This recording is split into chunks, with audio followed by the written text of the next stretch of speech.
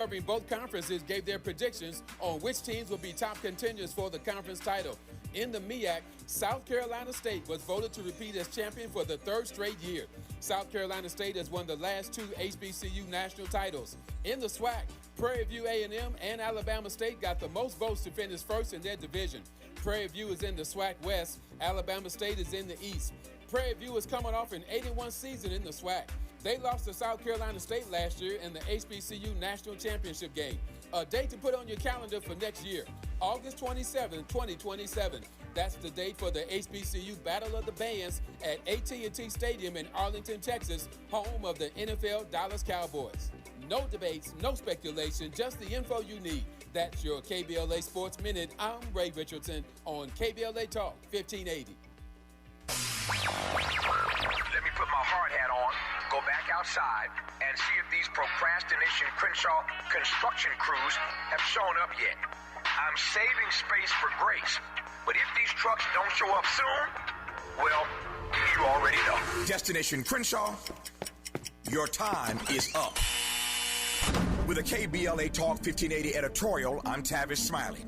KBLA Talk 1580 and Bethesda Temple Church invite residents, churches, businesses, and community leaders along the Crenshaw corridor to join a vitally important community conversation Thursday, July 30th, 6:30 p.m. at Bethesda Temple Church, 4909 Crenshaw Boulevard. For years now, this community has been living with unkept promises and the devastating effects of the unfinished Destination Crenshaw construction project, leaving residents, businesses, and churches to deal with myriad problems, including the loss of parking, restricted access, traffic congestion, and a lack of emergency vehicle access when it matters most.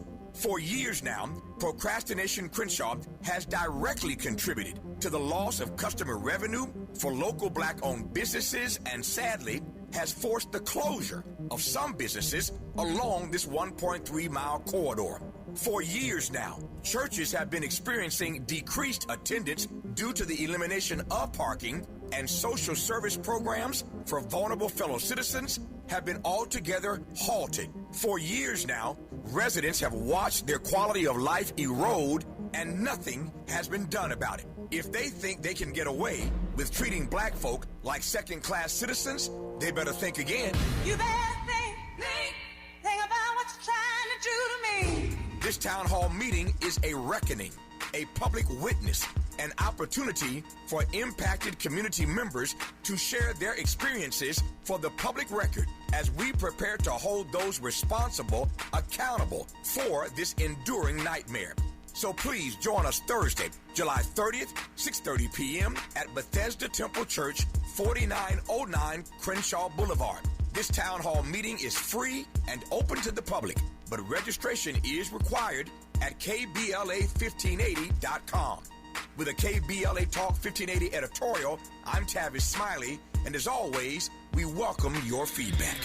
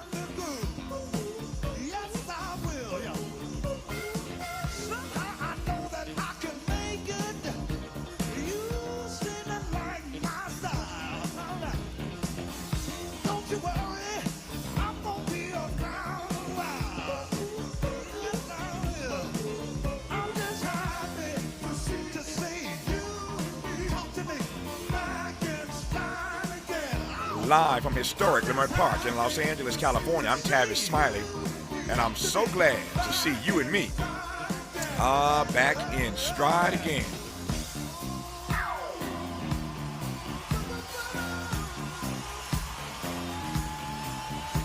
Before we get started with today's show, let me invite you to follow me on Facebook and Instagram at the real Tavis Smiley. Forgot my handle that fast.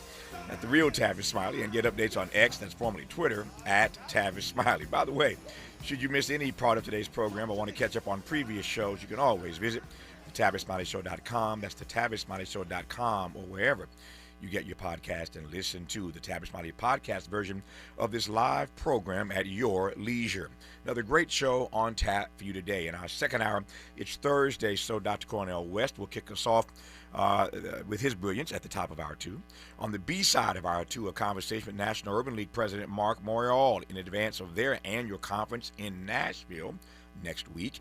In hour three, civil rights icon who worked alongside Dr. King and former Chicago Alderman Dorothy Tillman breaks down the principles of building a nonviolent movement, which we could use right about now. Somebody say amen.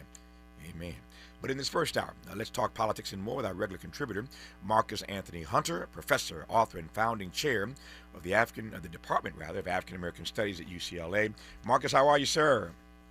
I'm blessed in the city. How you doing, King Tavis? You know me, man. If I complained, I'd be an ingrate. I'm doing well, all things considered. There's a lot to run through in this hour. Let me start with this. Congressman Gary Peters on Tuesday got into it with Pete Hegseth. And I'm raising that now because just moments ago, here today, Thursday, the House voted a second time now to direct President Donald Trump to end the war in Iran or seek explicit authorization to continue it.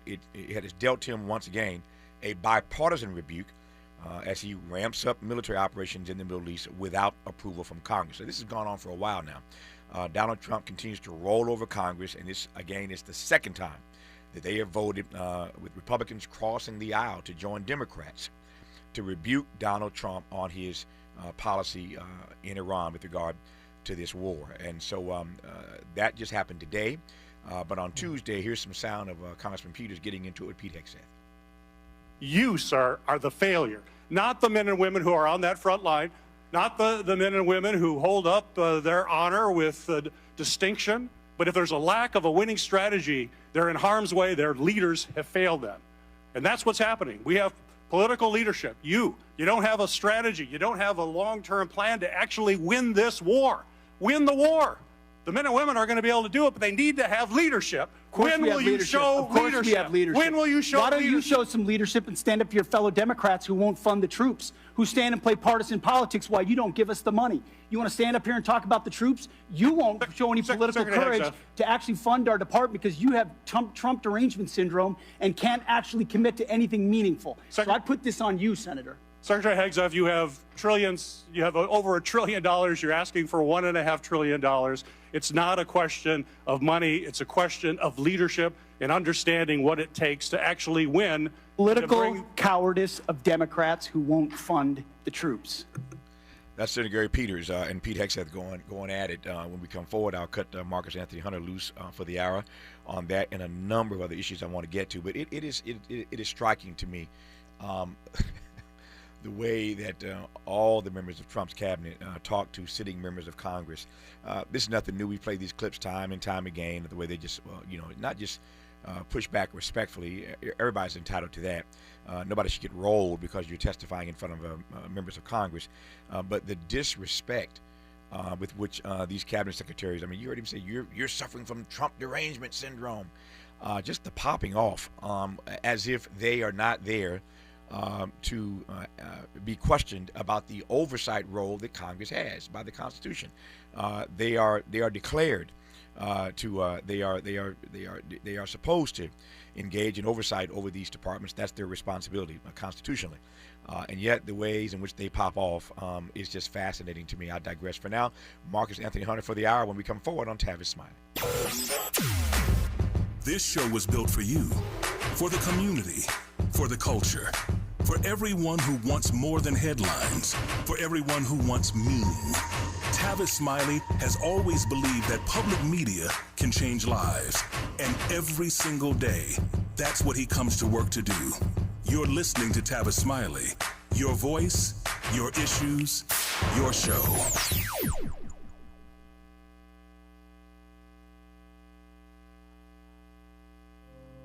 My name is Ariel. When I arrived in the U.S. at 19, I struggled to find job opportunities without my high school diploma. My entire life changed when I took a chance and got my high school diploma at age 22. Everything I have, my education, my career, my marriage, I owe to the Adult Literacy Center and my teachers. They were with me every step of the way, helping with my English and math, making sure I pushed through all the challenges.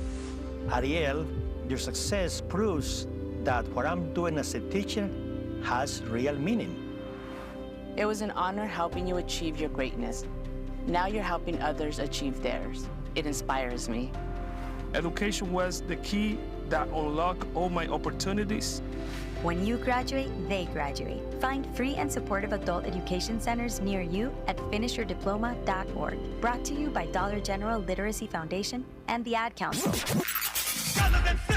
There is no denying that we've always been the conscience of this country. KBLA Talk 1580 is progressive talk radio built for our community, by our community, and with hosts who look like you, live near you, and care about what you care about. 50,000 watts of truth right here in Southern California. KBLA Talk 1580. Listen live on your AM radio dial at 1580 or stream us live on our KBLA1580.com website or on our free KBLA 1580 app. Unapologetically progressive.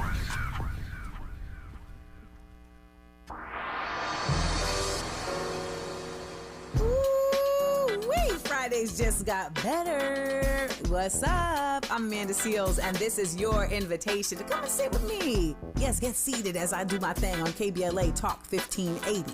We're talking noon to 2 p.m., then back again 4 to 6 p.m. Same day, same station. Bring your opinions, because you know I'm going to have mine. Bring your questions, because you know I got answers. And bring yourself, because, baby, we want you to be authentic at all times. Fridays on KBLA Talk 1580. I'll be waiting. Join me. Please be advised. You may want to stop eating the following foods immediately: broccoli, kale, bean sprouts, blueberries, quinoa, spinach. Wait, what? I thought those were good for me. Turns out, not for everyone. Because what's healthy for one person can cause inflammation for another. And the only way to really know what your body needs is to listen to it. Listen how? That's where Viome comes in. Viome is a simple, at-home gut health test that looks at your body's real-time biology using RNA to understand what's happening inside you right now. When your results come in, you'll learn exactly which foods to eat, which to avoid, and which supplements are right for you, all based on the world's largest RNA-based human biology database and thousands of clinical research studies. And many people who use Viome report more energy, better digestion, and a better mood within months. So stop guessing. Start knowing. Learn more at viome.com/gut. V as in Victor, IOME.com/GUT. And use coupon code GUTHEALTH50 to save $50 off your purchase. Viome. Trust your gut. Helping to make you the most knowledgeable person in your circle of friends. This is Tavis Smiley. Tavis Smiley and Marcus Anthony Hunter of UCLA. Just getting started here in this first hour. So in case you've just tuned in, like in the last 2 minutes, we started this hour moments ago playing some sound from Senator Gary Peters, getting into it, the Defense Secretary, or Secretary of War, as they prefer to call it, Pete Hegseth, telling him, you are the failure, and blaming him for a lack of strategy with regard to Iran. We had on this program Al Green. Was that yesterday, Miles? Day before yesterday. Al Green, the congressman, legendary congressman from Houston, was on this program. And he said something, Marcus, that I've been wrestling with for the last 48 hours. As a matter of fact, I'm actually writing a piece about it. I started writing a piece about it because I've been marinating on it so much, and I never quite heard it framed the way that Al Green framed it. You know this phrase we use all the time, speaking truth to power? Mm-hmm. We use that phrase all the time, and over the years I've come, when I use that phrase, it's a well-worn phrase, but when I've used it, I say speaking truth to power and to the powerless. It's both in my mind. That's my formulation. But Al Green put something on that thing I had never quite considered before. Al Green said on this program, it's not just about speaking truth to power, it's about speaking truth about power. And when you speak truth to, I know Marcus Anthony Hunter knows about dropping bars. He does it all the time. but so did Al Green, the other Al Green. They both drop bars, right? But this Al Green out of Houston said the other day that speaking truth to power is when you tell power there is a problem that needs to be fixed. When you speak truth about power, you say to power, you are the problem. You are the problem. You are the failure. Let's start there. And so when I heard that clip of Gary Peters telling Pete Hegseth, you are the problem, you are the failure, that's not speaking truth to power. That's speaking truth about power and telling them that you are the issue here, and we got to start there. So that Al Green comment just jumped out at me a couple days ago. I've been working through that thing because there's something there, obviously. But here's the point: Donald Trump continues to roll over Congress. They've now voted a second time, as I said, with Republicans crossing the aisle to join Democrats to tell him you cannot continue to do this. And yet, if you listen to Pete Hegseth popping off to Gary Peters in that congressional hearing, Pete Hegseth ain't backing down, and apparently Donald Trump ain't backing down. What say you, Marcus Anthony Hunter? Yeah, shout out to you, shout out to Congressman Green for exactly that point, because in preparation for today, this story and all the ones we will discuss is really about who is power serving. So when we're talking about speaking about power, what we are also hearing first is that Secretary Hegseth is showing up somewhere where there's a request for $1.5 trillion, and he is effectively giving them his butt to kiss. I'll leave others to know how we say that culturally. And it's interesting when we're talking about that amount of money. I mean, when I had to ask my grandmother as a kid for $5, I certainly did not give her my butt to kiss, you know, so, and the stakes were very low. I might have just wanted a cheesesteak and a water ice at the time. We're talking about lives, we're talking about countries, we're talking about people and their treasures on the line, and he's showing up there so disrespectfully.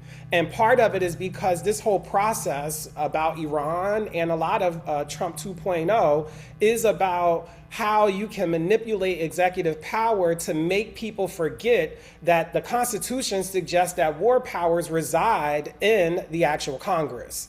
And so part of what we're seeing here is this back and forth where the greatest threat to democracy isn't disagreement over the war. That's not what they're really talking about. It's about forgetting who the Constitution says gets to decide.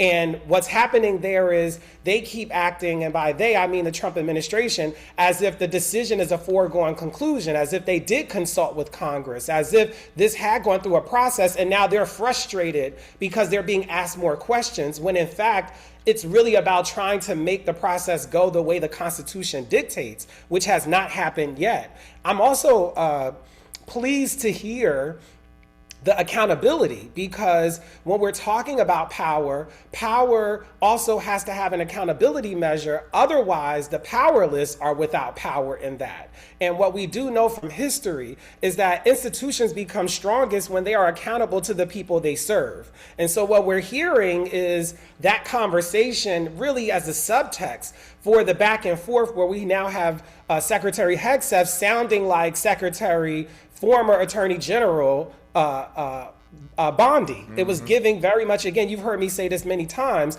that I encourage people who are listening to go back and watch those episodes of The Celebrity Apprentice and see how this is also manifesting itself and now become a way that our government is operating around issues as deeply profound as war. Last thing I'll say, Tavis, is that we also must understand the difference between power and purpose.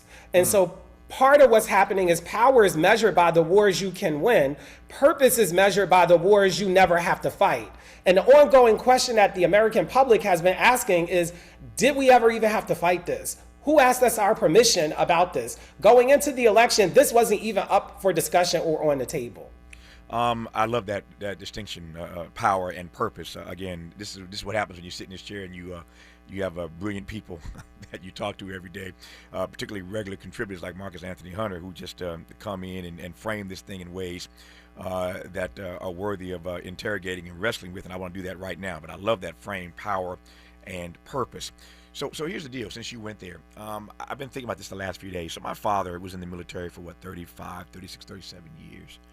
I have a brother named after my father who also served in the military, and I've got family members, and I suspect there are many people listening right now who have family members who have served in the military, or there are probably service members listening right now to this conversation across the country. And I was going to say it troubles me, but troubles me isn't a strong enough phrase. It angers me, frankly, when I see American servicemen and women, particularly when you consider that Donald Trump, with his bone spurts excuse, refused to serve. Everybody knows that story. So Donald Trump refused to serve, but takes no care in making decisions about putting the lives of American servicemen and women on the line. And when I think about these, 3 or 4 precious souls who have died because of this conflict, to your brilliant point, that we should not have been in the first place. If I'm their families, I'm livid, Marcus. I'm livid. It is one thing. It's one thing, and I think, let me just say this. This may get me in some trouble, but I've felt this way for a long time. I take nothing against being on an airplane or boarding an airplane and them letting the military personnel board first. That's cute. We let them board first, and we see all the specials that we offer the military personnel. Again, my father served for 37 years, so I know something about this. But we do that as if we think that putting your life on the line for the country is more important than teaching our kids. Is more important than saving the lives of people who, people who serve as first responders. So we do this. It's so American, right? That we do this. It's always a hierarchy in America. So if you serve in the military, you get to board the airplane first. You get to do this. You get to do that. Again, don't get it twisted. I am not demeaning military service. My father did it. I repeat for the third time. But it just troubles me that we somehow have this hierarchy that's more important than teaching or, again, saving lives as first responders. I think you take my point. I think the audience does. I hope the audience does as well. But here's the difference. When you do put your life on the line, it ought to be worth it. And when the commander-in-chief sends you into a war zone to fight for something that we should have been involved in the first place, and more to the point, there is no exit strategy. Here's the point. If we'd gotten into this with an exit strategy and had achieved our goals and had gotten out a few weeks ago, these 3 or 4 service members wouldn't have died. We would have gone, we would have done our job, we would have left. But when you have no plan and you have no exit strategy, and it goes on and on and on, and Congress votes a second time, the House votes a second time to tell you to stop this, and you keep rolling over them, and your defense secretary goes up to the hill and essentially cusses out, to Marcus's point, tells a senator to kiss his behind, essentially. This is what you get. I'm rambling. I'm going to stop. If any of that makes sense, pick up and run with it, Marcus. Yeah, I think that totally makes sense. As a public school teacher, both then and also shout out to the Philadelphia School District at Orton Reed High School, it has always been interesting to me. I consider teachers to do God's work.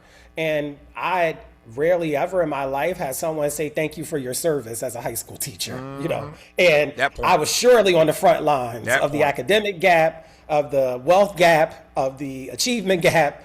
And that was not recognized in that way. And so that is a point well stated. I just want to underscore and italicize exactly that distinction you're making. And I also think part of what winds up happening with this is, one, even the way that this conflict war in Iran has even been maneuvered and operated around, it has not even really been around the well-being and best interest of those in service, and also those in Iran who have nothing to do with the policies that people are at war about. There are everyday people who are sheltering in place, afraid of losing their life. There are children going to school. All of these people who are now subject to the whims. And the only time there was ever any quiet, which is the last time we were able to be together, is right before the WWE had a major PLE.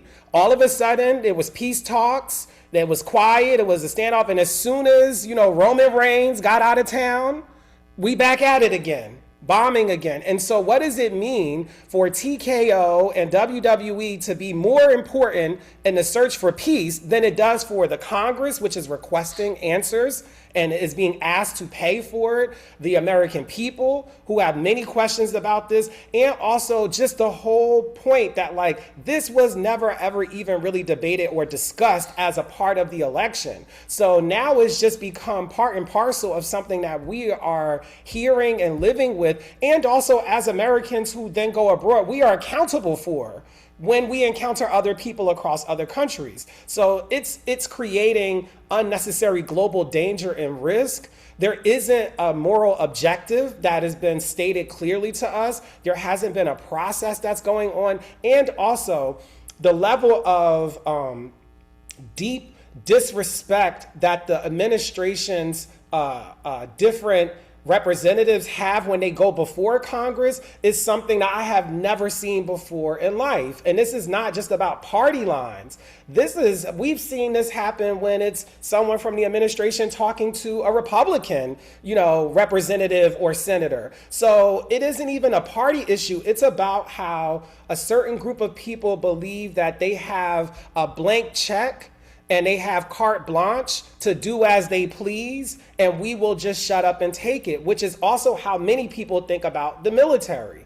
You're just taking orders and you're just you're just doing what you're told, and it's not exactly that simple. And people's lives matter all the way around. Human life matters. And when people are asking those kinds of questions, I've been extremely disturbed by the lack of humanity of those who represent the Trump administration in their responses. It is an understatement to say that Donald Trump has blood on his hands. That is the mother of all understatements. I'm looking at this 19-year-old Army Private Isabella Gonzalez from Carrollton, Texas, who's killed because of, in this conflict, 19-year-old Isabella Gonzalez, one of the youngest persons, service members to die in this ongoing war with Iran. She's the third to die. But this is my point. 19 years old and you dead over some nonsense that we shouldn't have been involved in the first place. In that hearing on Tuesday where Pete Hegseth was popping off with Senator Gary Peters, he acknowledged that the war in Iran to date has cost us $37.5 billion. To date. $37.5 billion, and given that we are in an escalation right now with Iran, that price is going to go much higher. And that's if you believe the number to be $37.5 billion. I never do. So Pete Hegseth and Donald Trump lie about everything. So one, I'm not even sure that number is accurate to begin with. It may be higher than that already, but you better believe with this escalation that we're experiencing right now, that number is going to go higher and higher and higher. So it's not just the number of lives that are lost in Iran or in the Middle East because of this conflict. It is also the lives that are being challenged in this country because, once again, as Dr. King said to LBJ during the Vietnam War, the bombs you're dropping over there are landing in the ghettos and barrios in this country. And so when this kind of money is being spent over there, think about all the things that we are arguing and debating about that we need to be spending money on here at home right now. I digress on that for now. But your price tag, American taxpayers listening to me all across the country, your price tag to date for this ridiculousness is $37.5 billion and counting. As I said, I digress for now. There's that. Much more to cover with Marcus Anthony Hunter when we come forward on Tavis Smiley. In a world full of noise, one voice cuts through. Tavis Smiley has never backed down from the hard questions, never shied away from speaking truth to power and to the powerless, and he's not about to start now. This is the show people talk about, the one your co-workers quote, the one that gets under your skin in the best way. Tavis Smiley, nationally syndicated, unapologetically progressive, unapologetically real.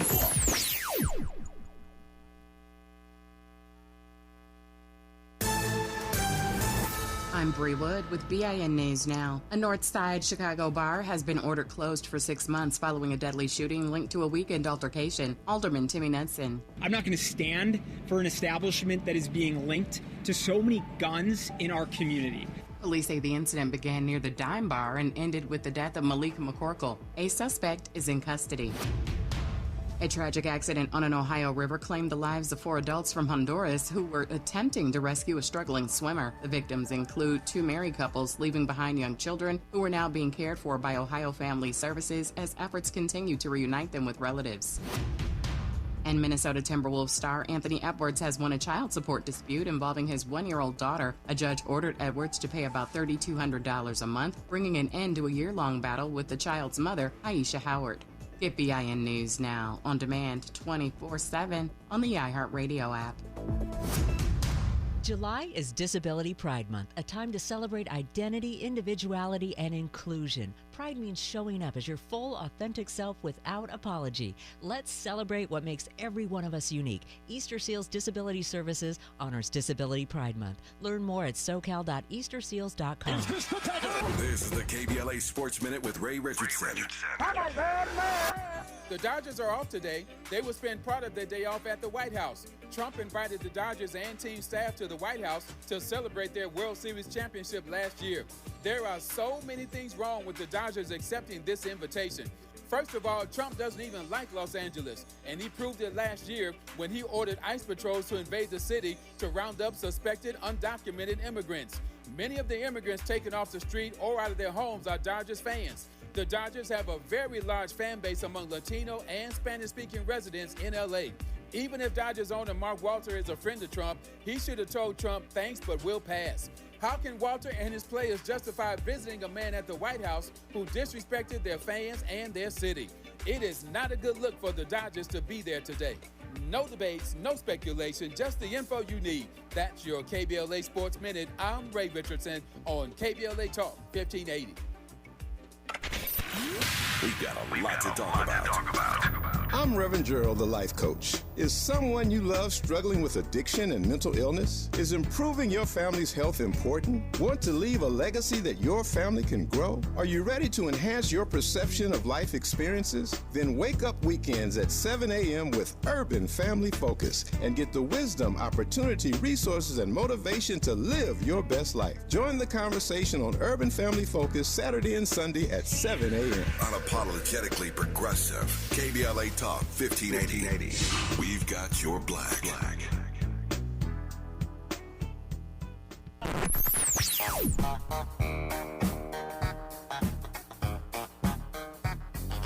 This is KBLA Talk 1580.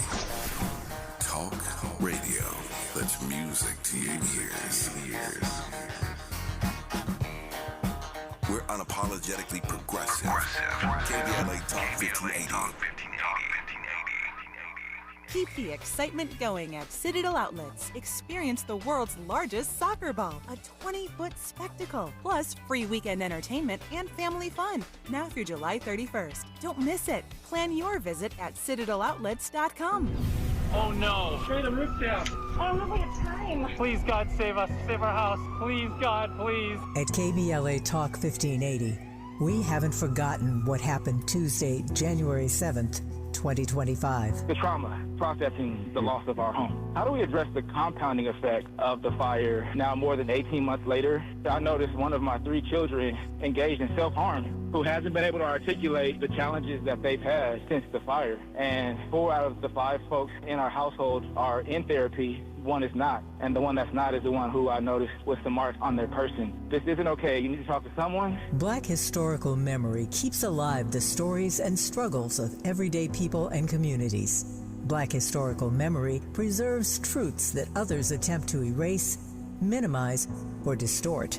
Black historical memory prevents history from repeating its worst chapters.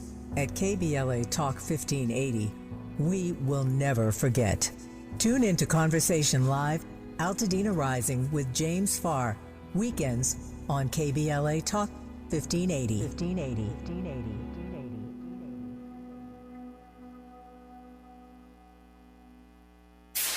KBLA Talk 1580. We've got a lot to talk about. KBLA Talk 1580, connecting you with services and solutions. The midterm elections are upon us. It is voting season once again. Common Cause's motto is fighting for the democracy we deserve.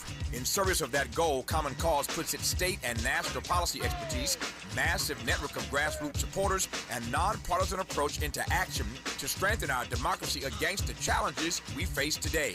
They work at every level of government on priorities that impact each of our lives, like defending the right to vote, limiting big money's influence on our elections, holding public officials accountable, and more.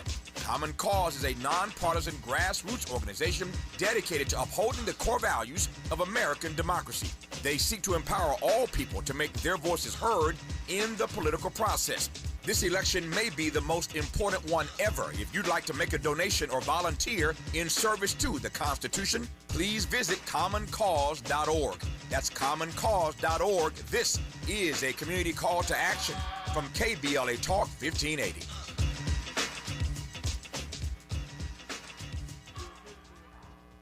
Made fresh daily in the Mert Park, Los Angeles, California. You're listening to Tavis Smiley. Tavis Smiley and UCLA's Marcus Anthony Hunter, our regular contributor, always pleased to start any program off with Marcus Anthony Hunter and his brilliant insights. In case you've just tuned in, we've been talking about a number of things, primarily this $1 trillion budget that was passed despite this standoff with Israel. We passed it anyway. We've been talking about these American service members who have died because of engaged in this war in Iran, these needless deaths. We've been talking about Pete Hegseth being told by Senator Gary Peters that you, sir, are the failure. You are the problem. Speaking truth to power and about power, declaring that you really are the failure. You really are the problem. Let me pivot, if I can, Marcus, however inartful or unelegant, from needless deaths over there to needless death back here at home. Specifically, black men like Nolan Wells. Everybody's been following this story, and Ben Crump, our dear friend and brother, regular on this program, spoke yesterday in Chicago at the NAACP convention. We'll talk to Marc Morial in the next hour after we talk to Dr. Cornel West, as usual, top of the hour, Mondays and Thursdays. We'll talk to Doc first, and then we'll talk to Marc Morial about the National Urban League Convention happening next week in Nashville. So it's that time, summer season, all the conventions are jumping off. So in NAACP in Chicago, National Urban League in Nashville next week. We'll talk to Marc Morial again in our second hour. But Ben Crump was in Chicago yesterday at the NAACP convention. And here's what went down. Let me just read a quick couple paragraphs from this NBC News story. An independent autopsy report commissioned by the legal team representing Nolan Wells' family found that the teenager's cause and manner of death were undetermined pending investigation. But the doctor who performed the autopsy said in the report that he could not rule out foul play.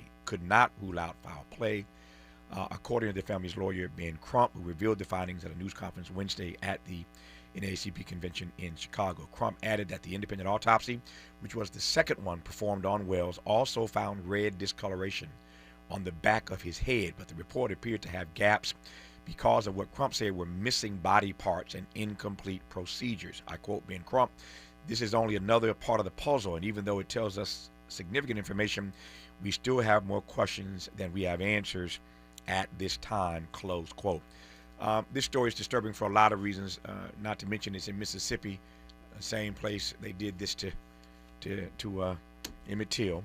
So everybody's having, everybody's in their feelings about this, as they should be. Marcus Anthony Hunter, what say you about what Ben Crump had to say yesterday about this independent investigation, autopsy? Yeah, I pray for Brother Ben and the family and all of the folks who are pouring their light into trying to bring more light to this story. Even though what we learned yesterday was that the cause of death is undetermined, which is an accomplishment and achievement. I think the other thing that's happening at the same time is that there are still more questions than answers. And I think ultimately part of what we are wrestling with is one, how and what happened. Two, what measures do families have when your state or town or county decides to not comply with releasing all of the information that you need? And then we also then live in a country where this private independent autopsy costs hundreds of thousands of dollars. This is a lot of money in order to try to get answers that every family, every parent should actually be due when your child not only comes up missing, but then comes up dead, and there's a ton of questions about what happened to them. I think the other thing that is, for me, as you know, I'm an optimist, is that I saw an article, I believe it was in the Atlantic, where I just saw the title and it was saying, who's looking out for black kids when no one's looking? And it was going kind of viral, and I liked it, and I also appreciate the writer and what they were getting at, and I felt compelled in that moment to say, we must always remember that God is looking. So when we see white institutions treating us poorly, or we see governments doing what they do, we must never mistake them for what God is doing. And what I see is that the looking is happening because whatever happened to Mr. Wells, it is for sure that whoever did whatever they did not ever in their wildest dreams think that the NAACP, Ben Crump, and all of these other folks, like everyday people like me, like you, and so many other people would care this much. They never imagined that there would be an independent autopsy. They never imagined any of this additional exposure and more people drilling in. And I think that that is something for us to take a lot of encouragement from and to continue going down that road, because again, he was only 18 years old. He should be right now, Nolan should be Nolaning right now. And it is really super sad and super unfortunate. And I do also hope that many of the black men and black girls and black boys who are of his generation see more of themselves in this situation than they may have seen in other examples. I was thinking, Marcus, while you were talking about your point, that God is watching us. That God is watching us. It's a great song from Bette Midler. I think there's a number of versions of it. I love the Bette Midler version. That God is watching us from a distance. He's watching us from a distance. And I take the point that you were making a moment ago. Let me throw this at you right quick. I was thinking about this as well while you were talking. We know you for a number of things, not the least of which is your provocative and powerful text, Radical Reparations, Healing the Soul of a Nation. That's Marcus's book, Radical Reparations, Healing the Soul of a Nation. He is on the front line, as are many others, of this fight for reparations. And it occurred to me while you were talking that it's hard for me and maybe others to see how we ever get to reparations whenever that day comes. How do we get from here to there? And here's what I mean. How do we get from here where there's evidence that abounds? There's evidence every day that black lives still don't matter. So if black lives still don't matter in real time, how do we get from here to there? How do I get from black lives not mattering to reparations, which would suggest that there is some value on these black lives? Does that make sense as a question? Yeah, oh, absolutely. Absolutely makes sense. That's a big gap, man. That's a big gap. Yeah.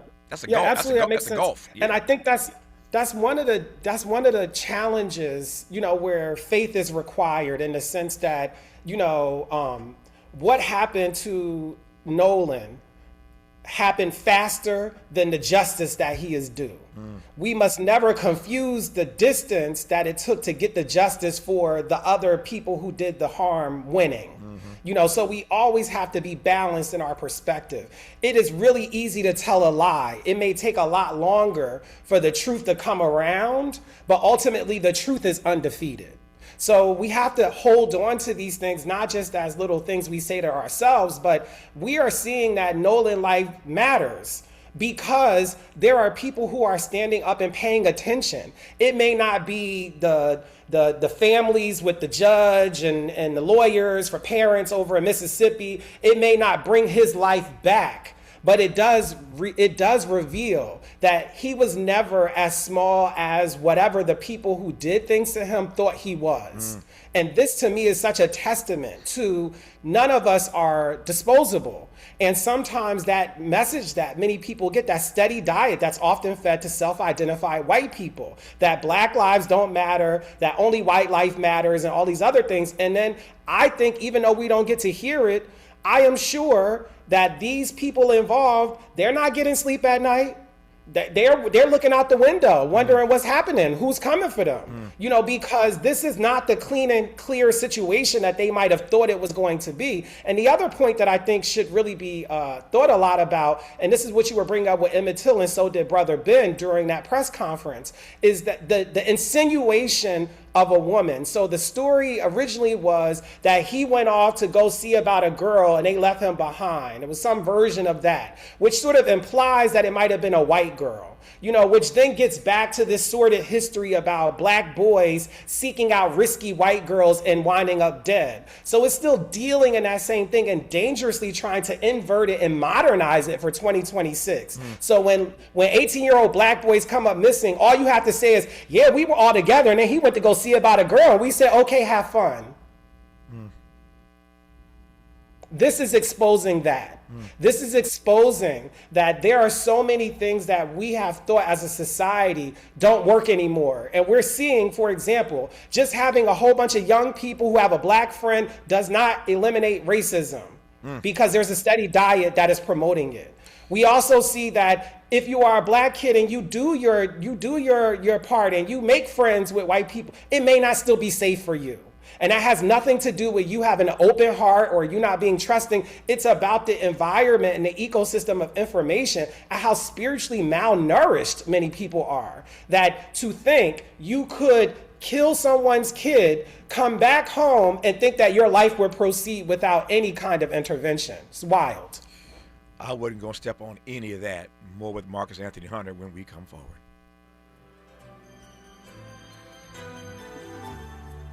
From a distance, the world looks blue and green, and the snow-capped mountains white.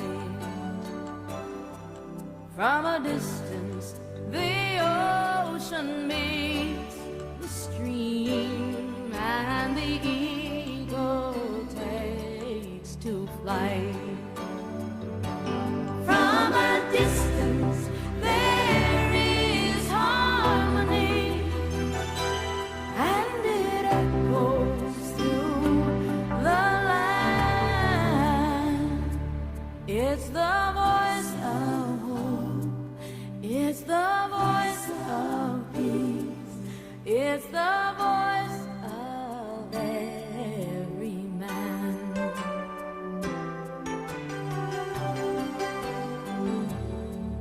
From a distance, we all have enough, and no one is in need. And there are no guns, no bombs, and no disease, no hungry mouths to feed. From a distance, we are instruments marching in a common land, playing songs of hope, playing songs of peace.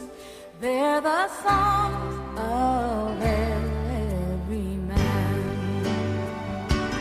God is watching us.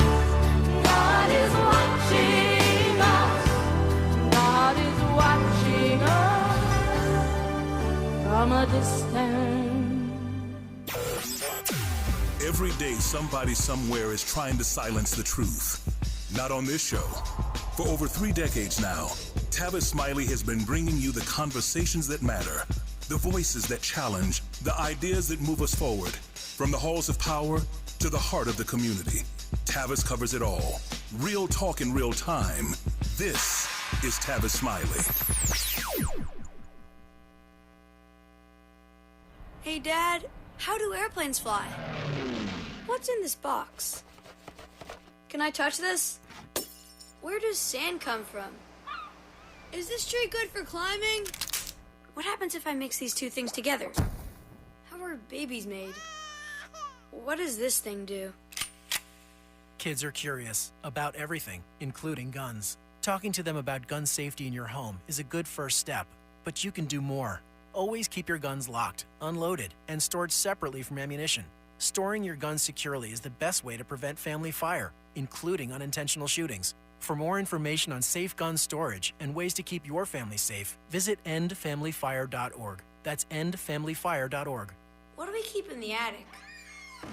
What's this thing called? Can I ride my bike backwards? Like I said, kids are curious. It's up to us to keep them safe. Brought to you by End Family Fire, Brady, and the Ad Council. Some things can steal your sunshine. Ugh, I just got my hair done. Sorry, the cooler's broken. Anyone see my flip-flops? Anyone? But COVID-19 can steal a lot more. I just took a COVID test. Ugh. Prescription medications for COVID exist. If you test positive this summer, ask your doctor if they're right for you. Visit PfizerForAll.com/COVID-19 to learn more. Sponsored by Pfizer. This is the story of the one who keeps multiple buildings running smoothly day after day. Plumbing that flows, HVAC that hums, cleaning supplies that keep surfaces sparkling. That's why she counts on Grainger. With easy reordering online and 24/7 support, Grainger helps her keep the products she needs on hand. So shelves stay stocked and buildings stay ready. Call 1-800-GRAINGER, click Grainger.com, or just stop by. Grainger, for the ones who get it done.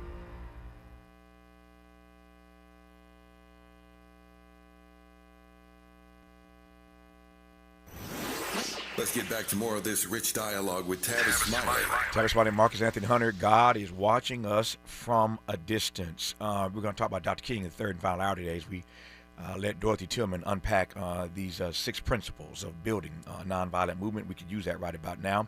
My time is getting really tight, Marcus. Take 2 quick minutes here and just lean a little bit harder on this notion of spiritual malnutrition. I sense that's part of our problem in Mississippi and beyond right about now.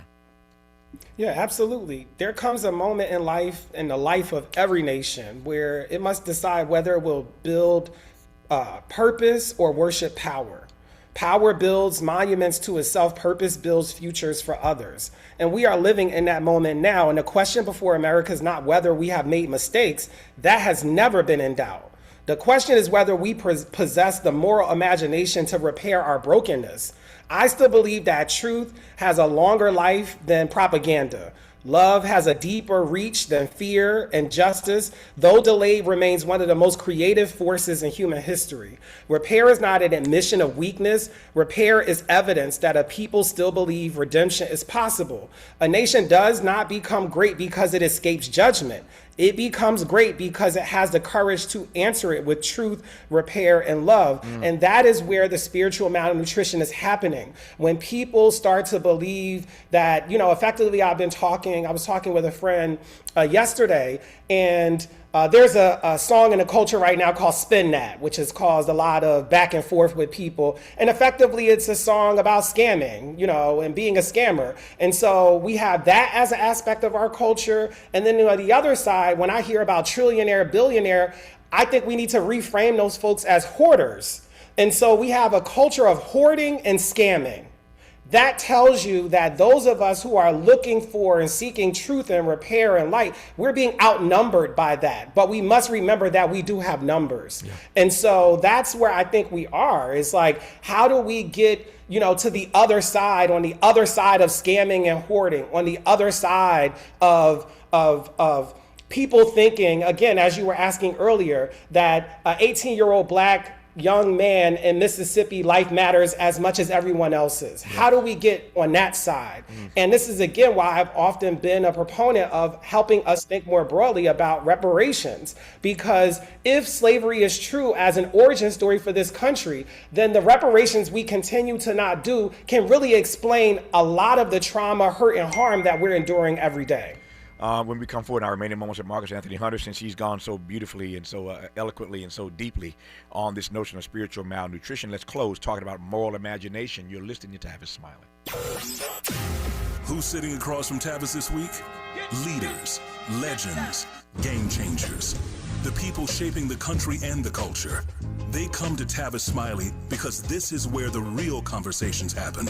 No spin, no fluff, just straight talk and straight answers. Tavis Smiley, because the Kingian question, where do we go from here, starts right here.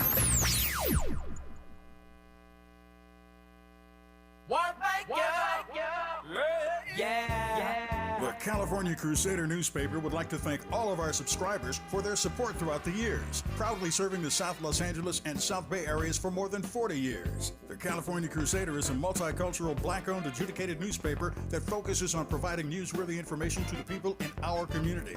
We're constantly looking for ways to assist businesses in our community to connect with our subscribers. We provide low-cost, effective ways to promote your business with our reasonable and affordable advertising rates. You can participate by suggesting, sharing, and submitting your stories on the California Crusader newspaper Community Share Facebook group page, or visit our website at cal-cruise-news.com. That's calcruisenews.com.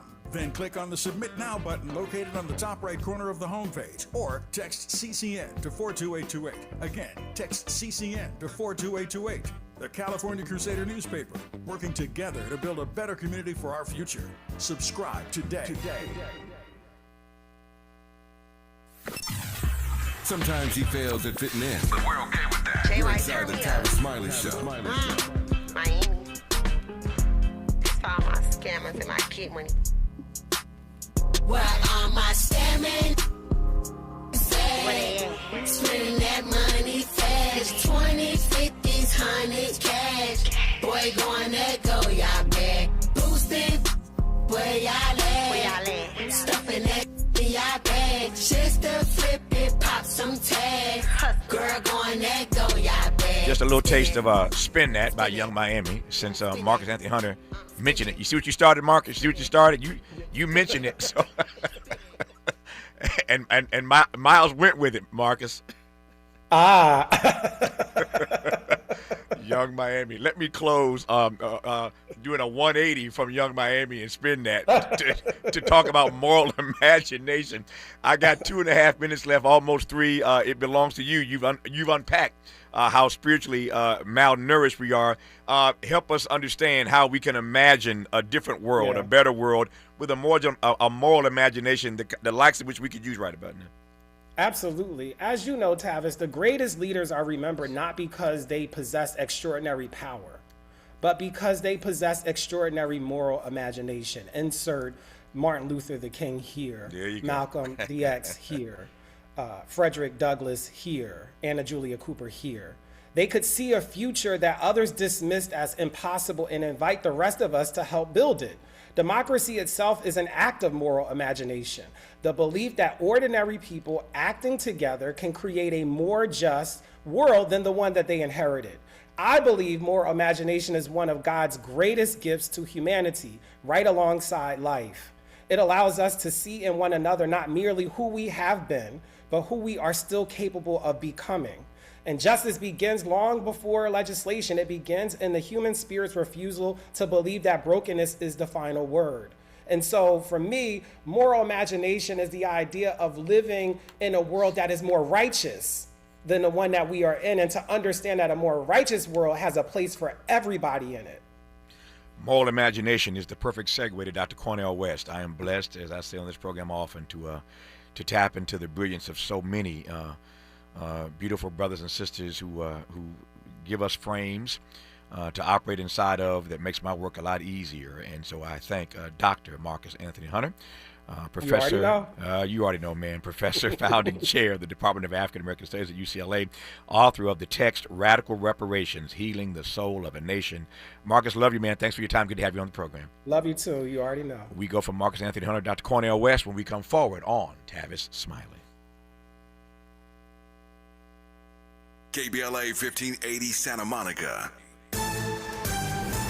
I'm Bree Wood with BIN News Now. A Northside Chicago bar has been ordered closed for 6 months following a deadly shooting linked to a weekend altercation. Alderman Timmy Knudsen. I'm not going to stand for an establishment that is being linked to so many guns in our community.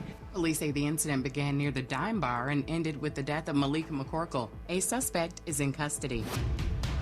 A tragic accident on an Ohio river claimed the lives of 4 adults from Honduras who were attempting to rescue a struggling swimmer. The victims include 2 married couples leaving behind young children who are now being cared for by Ohio Family Services as efforts continue to reunite them with relatives. And Minnesota Timberwolves star Anthony Edwards has won a child support dispute involving his 1-year-old daughter. A judge ordered Edwards to pay about $3,200 a month, bringing an end to a year-long battle with the child's mother, Aisha Howard. Get BIN News Now on demand 24/7 on the iHeartRadio app. July is Disability Pride Month, a time to celebrate identity, individuality, and inclusion. Pride means showing up as your full, authentic self without apology. Let's celebrate what makes every one of us unique. Easter Seals Disability Services honors Disability Pride Month. Learn more at socal.easterseals.com. This is the KBLA Sports Minute with Ray Richardson. The Dodgers are off today. They will spend part of their day off at the White House. Trump invited the Dodgers and team staff to the White House to celebrate their World Series championship last year. There are so many things wrong with the Dodgers accepting this invitation. First of all, Trump doesn't even like Los Angeles, and he proved it last year when he ordered ICE patrols to invade the city to round up suspected undocumented immigrants. Many of the immigrants taken off the street or out of their homes are Dodgers fans. The Dodgers have a very large fan base among Latino and Spanish-speaking residents in L.A. Even if Dodgers owner Mark Walter is a friend of Trump, he should have told Trump thanks but will pass. How can Walter and his players justify visiting a man at the White House who disrespected their fans and their city? It is not a good look for the Dodgers to be there today. No debates, no speculation, just the info you need. That's your KBLA Sports Minute. I'm Ray Richardson on KBLA Talk 1580. Let me put my hard hat on, go back outside, and see if these procrastination Crenshaw construction crews have shown up yet. I'm saving space for grace, but if these trucks don't show up soon, well, you already know. Destination Crenshaw, your time is up. With a KBLA Talk 1580 editorial, I'm Tavis Smiley. KBLA Talk 1580 and Bethesda Temple Church invite residents, churches, businesses, and community leaders along the Crenshaw corridor to join a vitally important community conversation Thursday, July 30th, 6:30 p.m. at Bethesda Temple Church, 4909 Crenshaw Boulevard. For years now, this community has been living with unkept promises and the devastating effects of the unfinished Destination Crenshaw construction project, leaving residents, businesses, and churches to deal with myriad problems, including the loss of parking, restricted access, traffic congestion, and a lack of emergency vehicle access when it matters most. For years now, Procrastination Crenshaw has directly contributed to the loss of customer revenue for local black-owned businesses and, sadly, has forced the closure of some businesses along this 1.3-mile corridor. For years now, churches have been experiencing decreased attendance due to the elimination of parking, and social service programs for vulnerable fellow citizens have been altogether halted. For years now, residents have watched their quality of life erode, and nothing has been done about it. If they think they can get away with treating black folk like second-class citizens, they better think again. You better think about what you're trying to do to me. This town hall meeting is a reckoning, a public witness, an opportunity for impacted community members to share their experiences for the public record as we prepare to hold those responsible accountable for this enduring nightmare.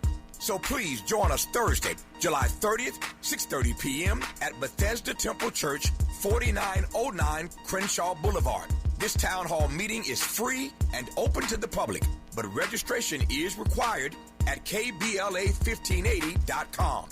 With a KBLA Talk 1580 editorial, I'm Tavis Smiley, and as always, we welcome your feedback.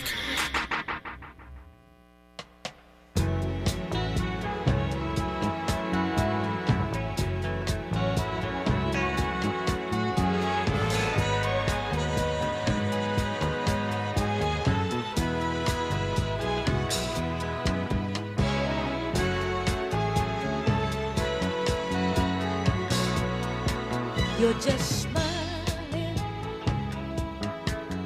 this morning. All of your love is wishing you well. Your tears, they just swell, so make yours a happy home. Happy home. Make yours a happy home. Inside, I got a happy cry. All of my will has made me awake. I've got a love today, so just make yours a happy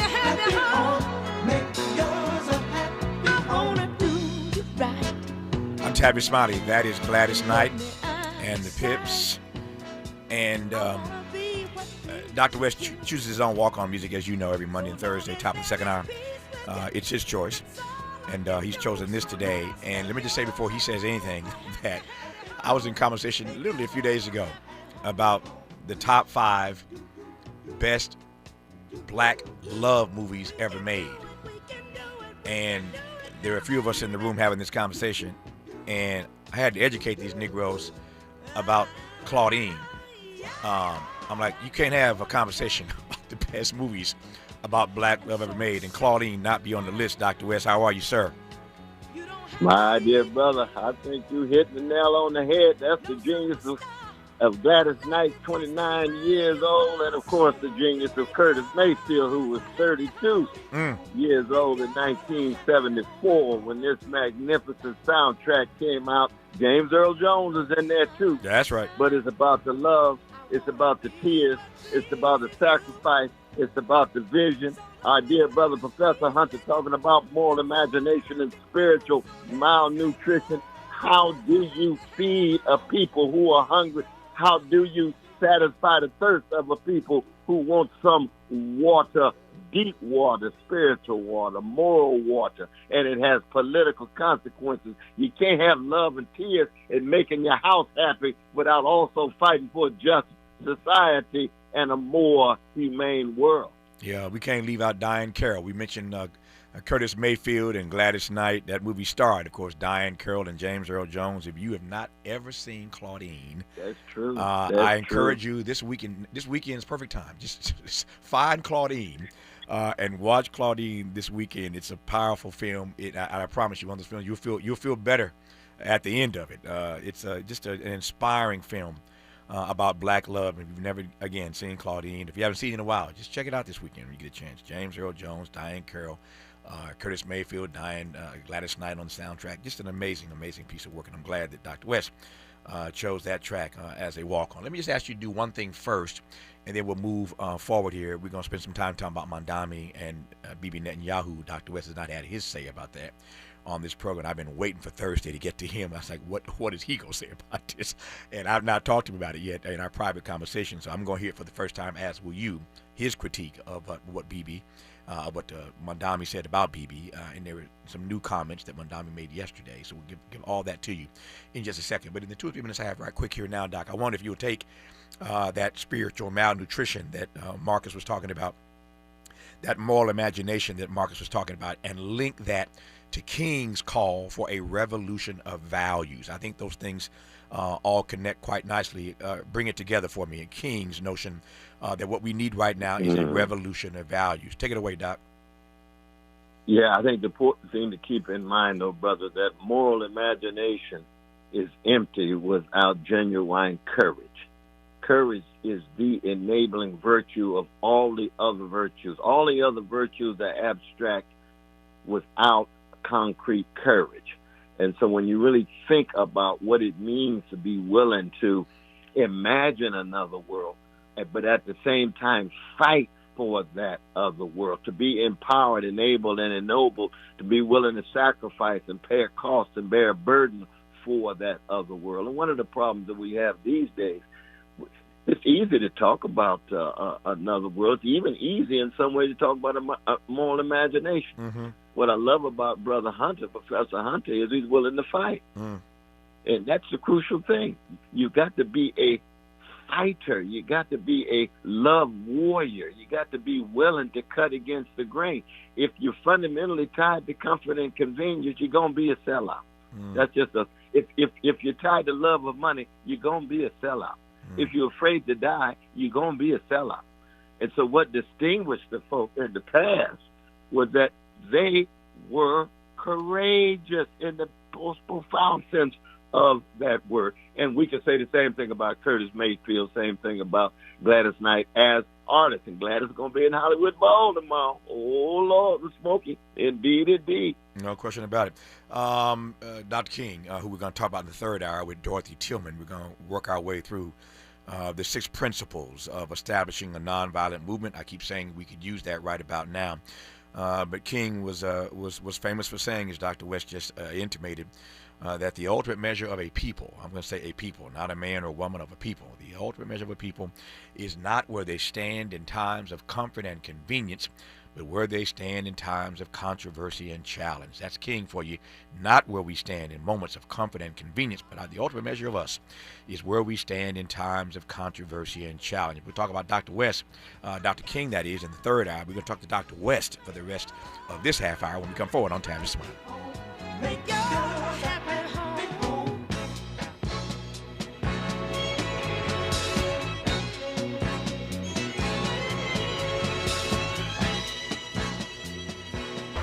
From the Merc Park with love, this is Tavis Smiley. My name is Ariel. When I arrived in the U.S. at 19, I struggled to find job opportunities without my high school diploma. My entire life changed when I took a chance and got my high school diploma at age 22. Everything I have, my education, my career, my marriage, I owe to the Adult Literacy Center and my teachers. They were with me every step of the way, helping with my English and math, making sure I pushed through all the challenges. Ariel, your success proves that what I'm doing as a teacher has real meaning. It was an honor helping you achieve your greatness. Now you're helping others achieve theirs. It inspires me. Education was the key that unlocked all my opportunities. When you graduate, they graduate. Find free and supportive adult education centers near you at finishyourdiploma.org. Brought to you by Dollar General Literacy Foundation and the Ad Council. In a world full of noise, one station keeps it real. KBLA Talk 1580, where the conversation goes deeper, the voices sound like yours, and the issues that matter most to our community take center stage. Progressive, powerful, unapologetically us. Whether you're driving through the city or tuning in from your home or office, join the public square. KBLA Talk 1580, your home for talk that enlightens, encourages, and empowers. Listen live on our free KBLA 1580 app, on our website at KBLA1580.com, or on your radio dial at 1580 AM. Unapologetically progressive. You ready? Drop it. 2 shows, 1 Friday. All Amanda Seals. What's up, y'all? Catch me here on KBLA Talk 1580, first from noon to 2 p.m. And if you miss me, I'm back 4 to 6 p.m. See, this is where the conversation gets real. Ooh, and it gets good. So don't miss it. Fridays only on KBLA Talk 1580. Please be advised. You may want to stop eating the following foods immediately: broccoli, kale, bean sprouts, blueberries, quinoa, spinach. Wait, what? I thought those were good for me. Turns out, not for everyone. Because what's healthy for one person can cause inflammation for another. And the only way to really know what your body needs is to listen to it. Listen how? That's where Viome comes in.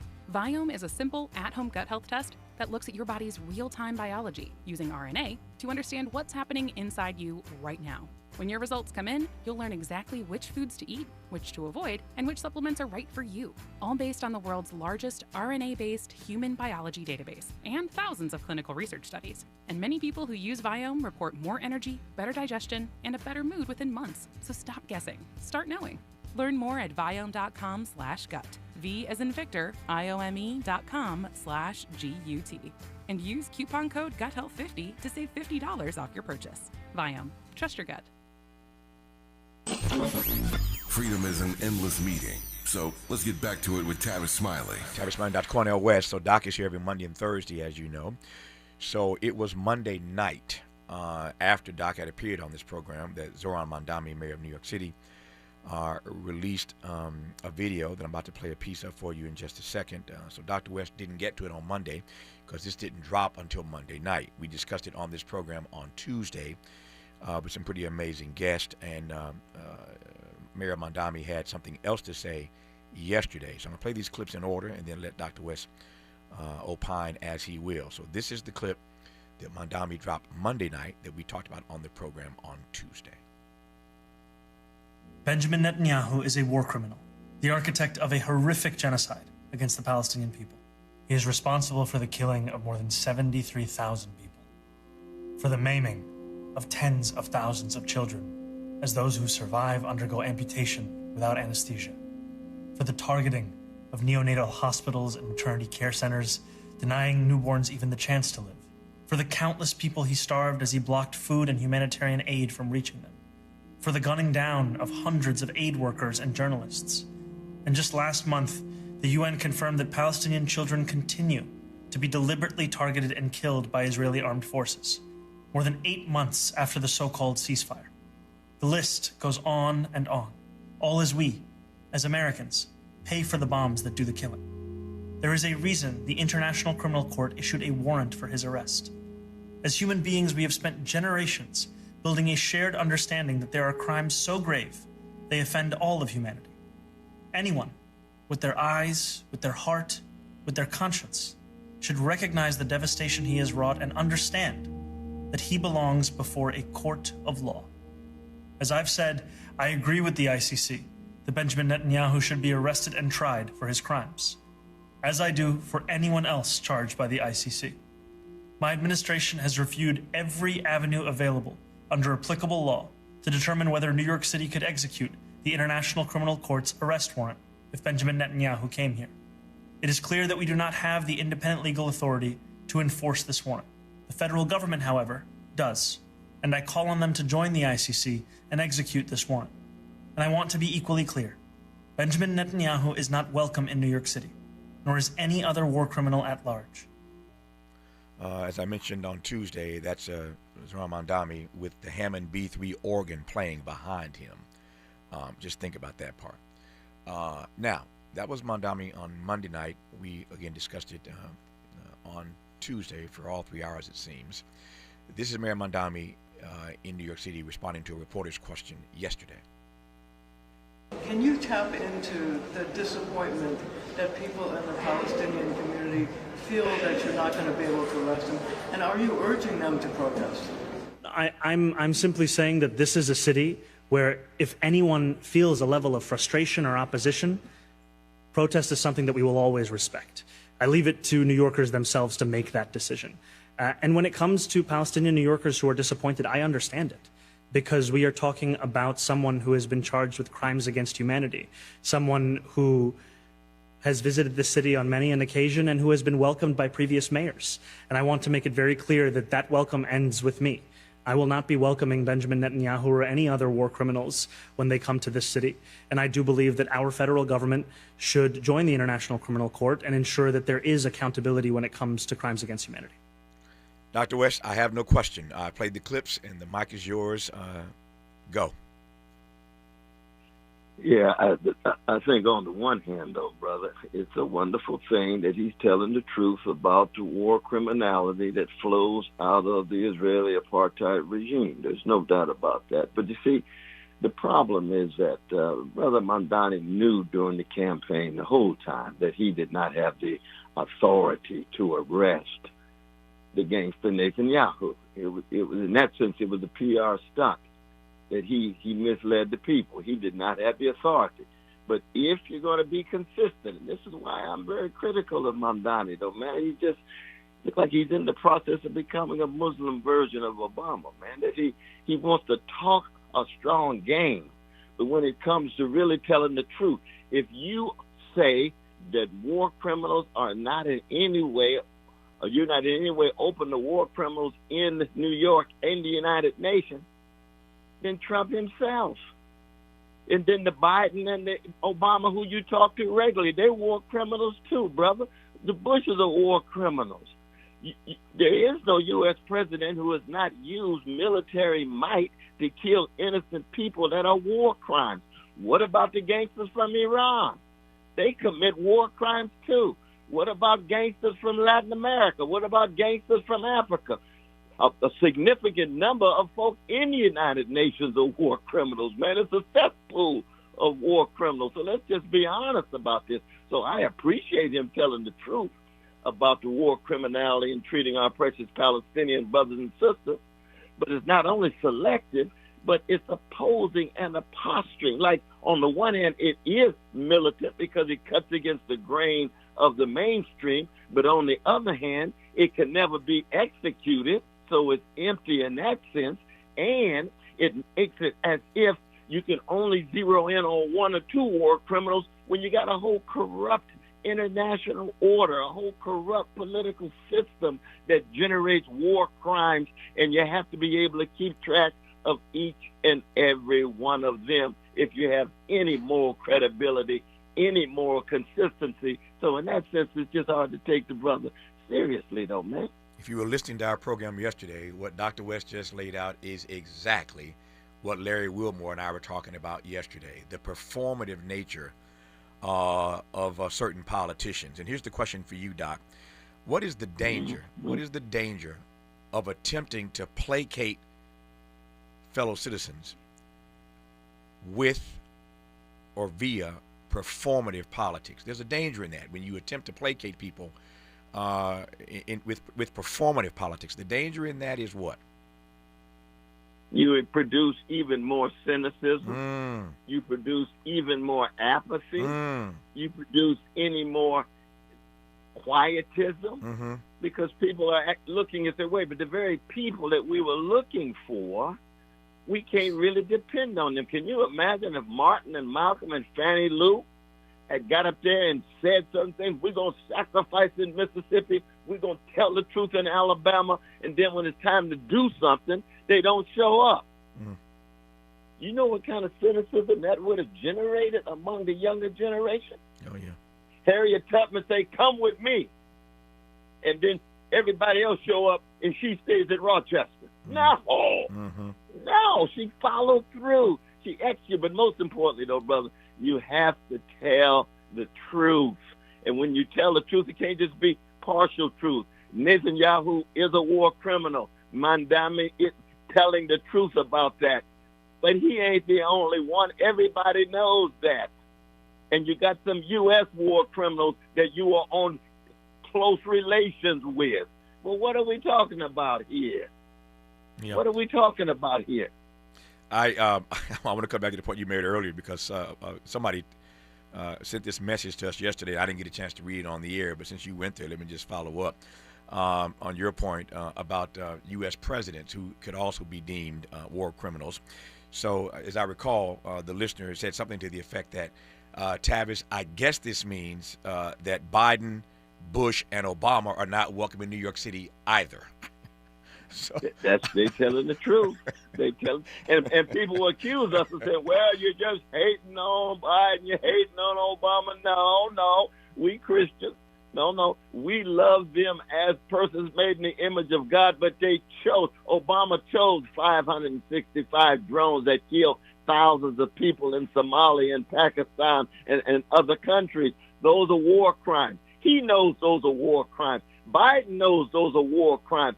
Bushes know those are war crimes. And with Trump, my God, Lord, you got a war criminal facilitating genocide itself. How would you respond to people who say, Dr. West, we hear you in your eloquence and your brilliance, but you're not leaving room for the distinction between war crimes and good war? Oh, no, I'm not a pacifist. I'm not a pacifist. I believe there is such a thing as a war that focuses on civilians, the kind of war that Mandela was willing to fight in 1957 when he found the spear of the nation coming out of the ANC. When you engage in war against civilians and against property. But when you start killing civilians, so it's a war against military troops and property. Military troops and property. When you start killing civilians and innocent people, those are war crimes. It's like Hiroshima. It's like Nagasaki. It's like Dresden. It's like with the Soviet Union. Any nation, no matter what the ideology, can engage in war crimes. Now, you got some leftist comrades that say, well, Brother West, as a leftist, we got to be anti-imperialist against America, so we justify anything against American imperialism. Well, I'm anti-imperialist, but I got a moral content to it. That's why I'm critical of Iran. Iran is anti-American imperialism. There's no doubt about that. But they are also gangsters. And if you can't say that point, and the same is true about Putin. Putin's got his critique of U.S. imperialism, even though he and Trump are partners. But Putin himself is still a gangster. People, well, you can't say that's a gangster because you're not really and anti-imperialist in a strategic sense. That's right. I don't believe in just strategy when it comes to struggle. I believe in a certain moral consistency. That's exactly right. But we have to tell the people the truth. Speaking of telling the truth, there are all kinds of reactions, obviously, to what Zohran Mamdani has said this week. If I can put them in two camps, there are folk who said Mamdani is over the top. He just completely over the top, and they have their critique and their commentary in that regard. There are others who are treating him as sort of a godlike figure, small g, because of his courage to say what he said.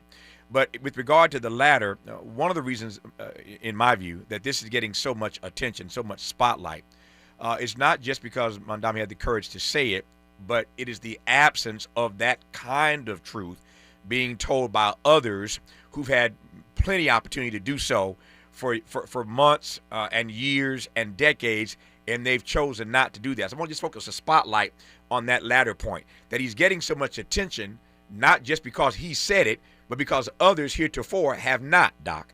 Politically, that is. That's true. Yeah. That's exactly right. The cowardliness of the Democratic Party, the cowardliness of the Democratic Party establishment does create a vacuum in which Mamdani can come and tell the truths about the war crimes and genocide and ethnic cleansing taking place against precious Palestinians. There's no doubt about that. But one of the things I would say to Brother Mamdani is he needs to check his police commissioner, who I'm sure is also facilitating various kinds of crimes against black people in New York City this very moment. I hear you loud and clear, and I expect he will too when he hears this conversation. Let me close on this note. I got 2 minutes to go here. Whether or not, when all is said and done, more will have been said than done, or whether Mamdani stepping up the way he has will advance this narrative in some way, even though it's performative politics, to your point. There's a way in which one could consider that his courage has put some heat on others, and maybe something good will come out of this. I don't know. What say you? No, I think that there's something good coming out of it in terms of the full-fledged acknowledgement of the war crimes against Palestinian brothers and sisters of genocide. But the problem is that Mamdani is also tied to a Democratic Party. Hasn't he said that he comes out and supports Hakeem Jeffries? Mm-hmm. Hakeem Jeffries facilitates genocide too. Doesn't he talk regularly to Kamala Harris? Well, Kamala Harris was vice president when the genocide was taking place. She had a right to have a Palestinian voice talk about genocide at the convention in Chicago. She refused to do it. So what is he going to do? He's going to play with a pro-genocide Democratic Party and act like he is the radical in it, but in the end he's subordinate to it? What are we talking about here? Let's be honest. Let's keep track of all the gangsters. I don't care if they're in New York, Tel Aviv, Tehran, London, Paris, Lagos. We can go across the board. In Uganda, gangsterism is gangsterism, brother. That's what Mark was trying to teach us. Dr. Cornel West is here every Monday and Thursday with a truth that is not often heard on the airwaves in this country, and we try to create a space for him to call balls and strikes, as we say in baseball, to speak his truth, speak truth to power, as Al Green said, speak truth about power. And so I am always grateful to Dr. West for showing up here on Mondays and Thursdays and just telling it like it is. Dr. West, I love you, appreciate you, man. Thanks for your insights. We will talk soon. Love you, brother. Love you. Stay strong now, man. When we come forward on Tavis Smiley, a conversation with the president of the National Urban League, Marc Morial, in advance of their big summer convention. They do it every year. This year they're in Nashville. We'll talk with Marc when we come forward on Tavis. Helping to stretch your moral and political imagination. This is Tavis Smiley.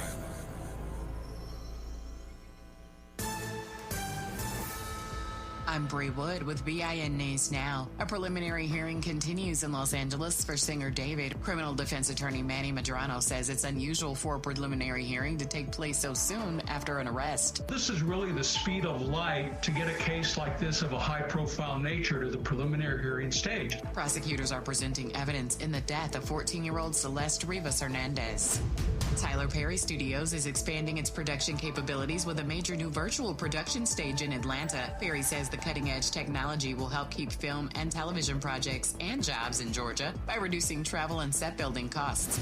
And rapper Lotto is joining Doja Cat on the road this fall as the opening act for the Tour Ma Vie Tour. The 31-city trek kicks off October 1st in Detroit and wraps December 1st in New York, following the release of the duo's new collaboration. Get BIN News now, on demand 24/7 on the iHeartRadio app. July is Disability Pride Month, a time to celebrate identity, individuality, and inclusion. Pride means showing up as your full, authentic self without apology. Let's celebrate what makes every one of us unique. Easter Seals Disability Services honors Disability Pride Month. Learn more at socal.easterseals.com. This is the KBLA Sports Minute with Ray Richardson.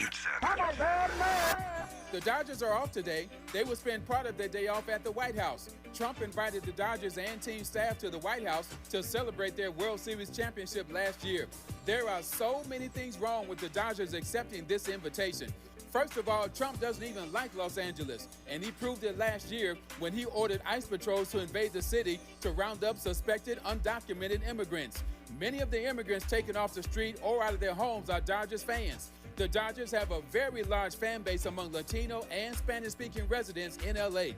Even if Dodgers owner Mark Walter is a friend of Trump, he should have told Trump thanks but will pass. How can Walter and his players justify visiting a man at the White House who disrespected their fans and their city? It is not a good look for the Dodgers to be there today. No debates, no speculation, just the info you need. That's your KBLA Sports Minute. I'm Ray Richardson on KBLA Talk 1580.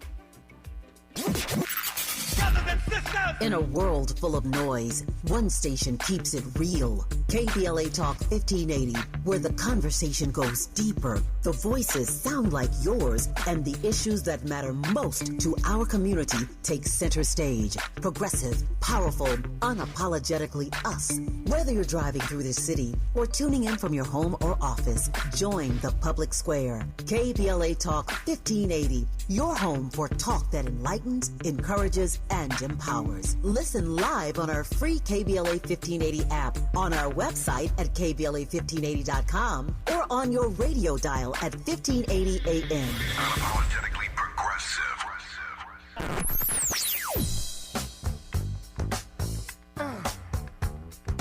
This is KBLA Talk 1580. Talk radio. That's music to your ears. We're unapologetically progressive. KBLA Talk 1580. Keep the excitement going at Citadel Outlets. Experience the world's largest soccer ball, a 20-foot spectacle, plus free weekend entertainment and family fun, now through July 31st. Don't miss it. Plan your visit at citadeloutlets.com. At concerts, we dance to the same tune. At games, we hug total strangers. At marathons, we hand water to people we'll never see again. We pull over to help. We stop for someone who's fallen. We give. We step up. We show up. And yet, in these moments, there's also something we don't do. We don't act based on how they look, who they love, where they're from, or what they believe. We just act. Because the things that make us different will never change what makes us human. Go to lovehasnolabels.com to learn more. Brought to you by Love Has No Labels and the Ad Council. Getting around LA doesn't have to cost a lot. Metro has fares that fit every budget. 20 free rides for qualified riders through the Life Fare program. Free passes for students with GoPass, and affordable options for everyone in between. Wherever you're going, Metro's got you covered. Visit metro.net/fare programs. I love days like these at the pool, but my moderate to severe plaque psoriasis can sometimes take me out of the moment. I'm ready to make a splash with clearer skin thanks to Skyrizi, risankizumab Riza. Skyrizi is a prescription-only injection for adults who are candidates for systemic or phototherapy. At 4 months, most people saw 90% clearer skin when measured from head to toe, and many were even 100% plaque-free. People also saw significant improvement in psoriasis symptoms of pain, redness, itching, and burning. Don't use if allergic to Skyrizi. Serious allergic reactions, increased infections, or lower ability to fight them may occur. Before treatment, get checked for infections and tuberculosis. Tell your doctor about any flu-like symptoms or vaccines. Now there's nothing on my skin, thanks to Skyrizi, and that means everything. Ask your doctor about Skyrizi, the #1 dermatologist-prescribed biologic in psoriasis. Visit skyrizi.com or call 1-866-SKY-RIZI to learn more.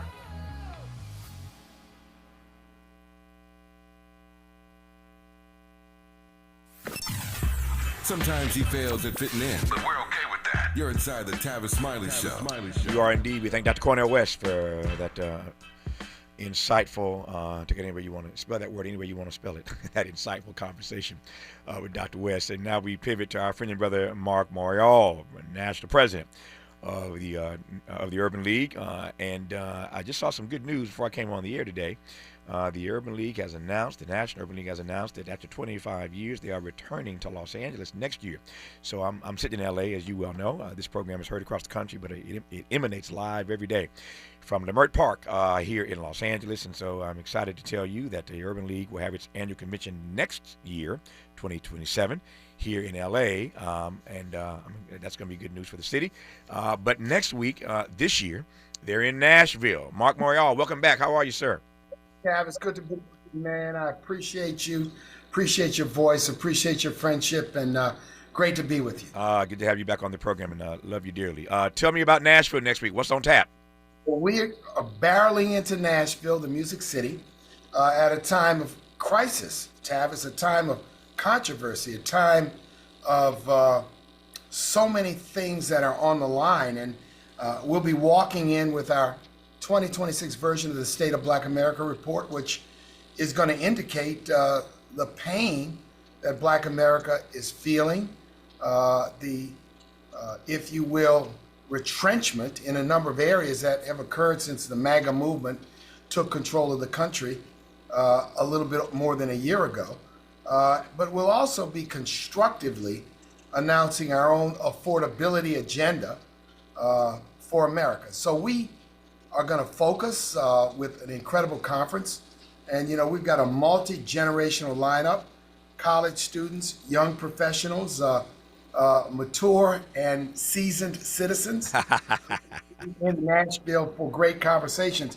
We've also invited, I call them the presidential wannabes, and those wannabes include Andy Beshear of Kentucky, Pete Buttigieg of Indiana, along with Vice President Harris from California.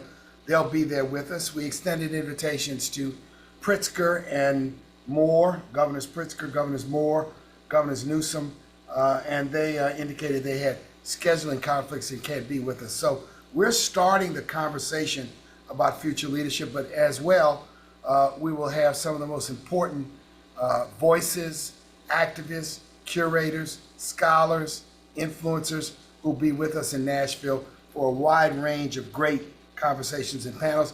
We've got a career fair, as the National Urban League always focuses on jobs. Mm-hmm. We've got a college fair for parents and young people who are looking at college opportunities. We've got a youth summit for 500 teenagers who'll be there from across the nation. And we've got a family and community day for the people of Nashville, where we'll be giving away backpacks.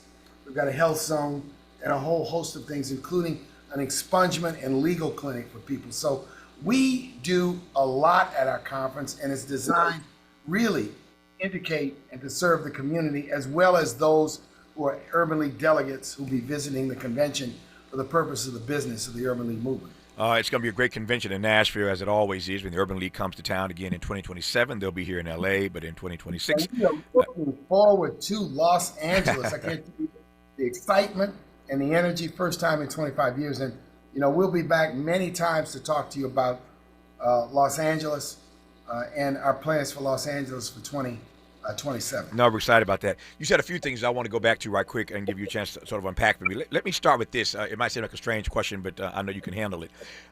So I am thinking about I'm thinking about the NAACP. I just talked about them earlier in today's program. They've been in Chicago. Ben Crump spoke there yesterday about this Nolan Wells case that he's representing the family in. This brother who disappeared and was murdered by somebody in Mississippi. So he spoke at the NAACP convention in Chicago this week. And I'm thinking of Chicago because you recall a couple years ago in Chicago, the NABJ met there, and they invited Donald Trump to speak during that campaign. And you recall all that happened when Donald Trump showed up at that NABJ convention in Chicago.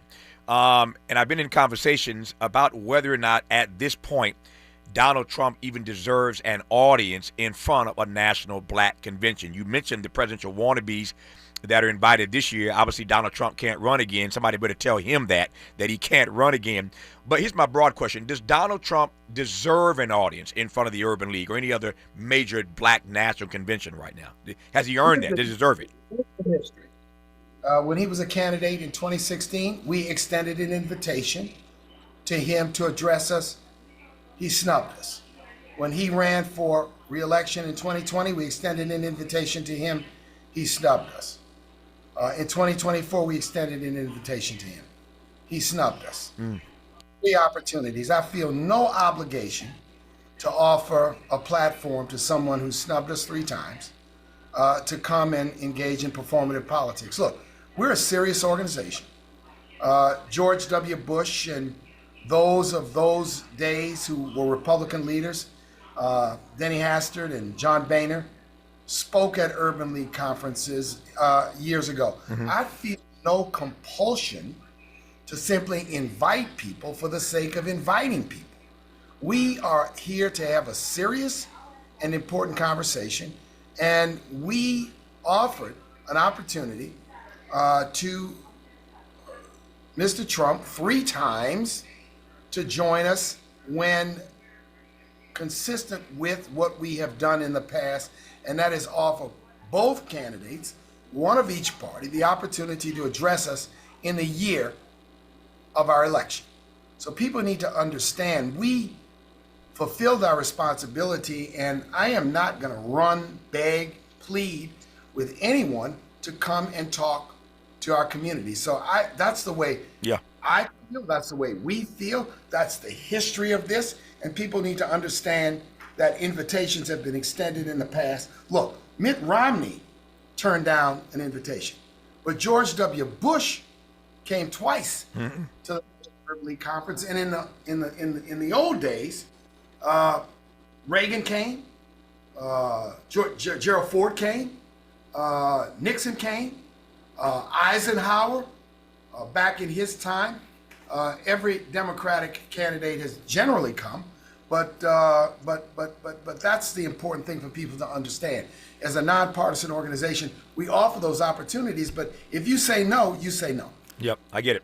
Just wanted to ask whether or not you thought he deserved it, and I appreciate the response. When we come forward, I'm going to ask Marc Morial a bit about this State of Black America report. I can tell you now that it's called America 250. Is the American Dream Dead? That's the name of the report this year. America 250, is the American Dream dead? They will release this officially a week from today, next Thursday, July the 30th. You can actually watch it live as they reveal the data points in this new report, again, called America 250. Is the American Dream dead? I know he doesn't want to get ahead of it, and I don't want to get ahead of it, but he mentioned this word retrenchment. And I want to just ask him to unpack that just a little bit, the ways in which we see this retrenchment when we come forward here with Marc Morial, president of the National Urban League, on Tavis Smiley. From California to the Carolinas, everybody's listening to Tavis. More when we come forward.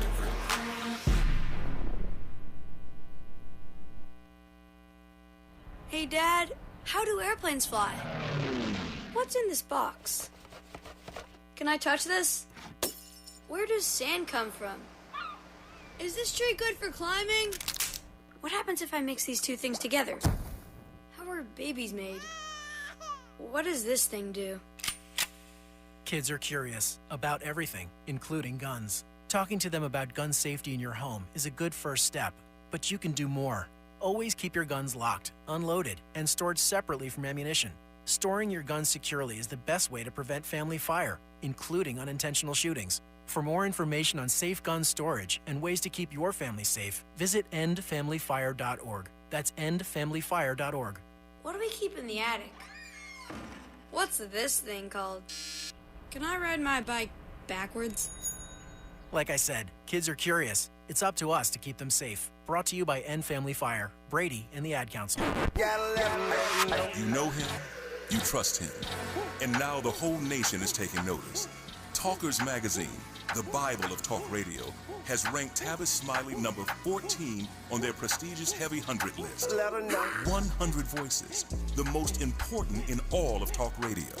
Tavis has moved from number 45 to number 33 to number 16, and now he's in the top 15, right here on your station.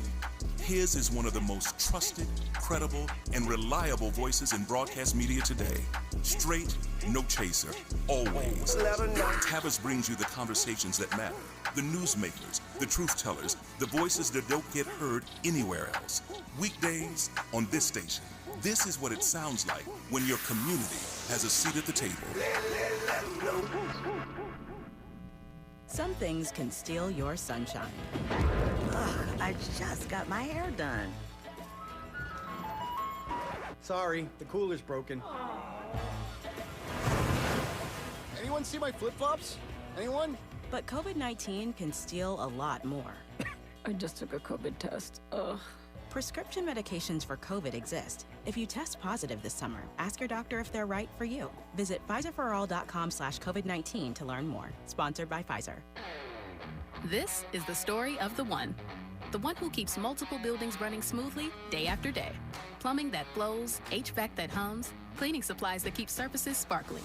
That's why she counts on Grainger. With easy reordering online and 24/7 support, Grainger helps her keep the products she needs on hand. So shelves stay stocked and buildings stay ready. Call 1-800-GRAINGER, click Grainger.com, or just stop by. Grainger, for the ones who get it done. And the top-rated African-American talk show host in the nation, according to Talkers Magazine. You're tapped in with Tavis Smiley right now. Tavis Smiley, former New Orleans mayor and longtime president of the National Urban League, Marc Morial, is our guest right now. Next week on Thursday, 1 week from today, they will release their 50th anniversary edition. That's a lot of work, man. 50th anniversary edition of their State of the Black America report. This year it's called America 250. Is the American Dream Dead? And President Morial moments ago suggested that one of the issues we're going to read about in this report next week when it releases is the pain that black folk are feeling, particularly born of the retrenchment that we are experiencing in Trump 2.0. I know you can't get too far ahead of yourself, but can you say a word about what that retrenchment looks like? Let me tell you what the retrenchment looks like. So it looks like much higher black unemployment across the board for black women and black men.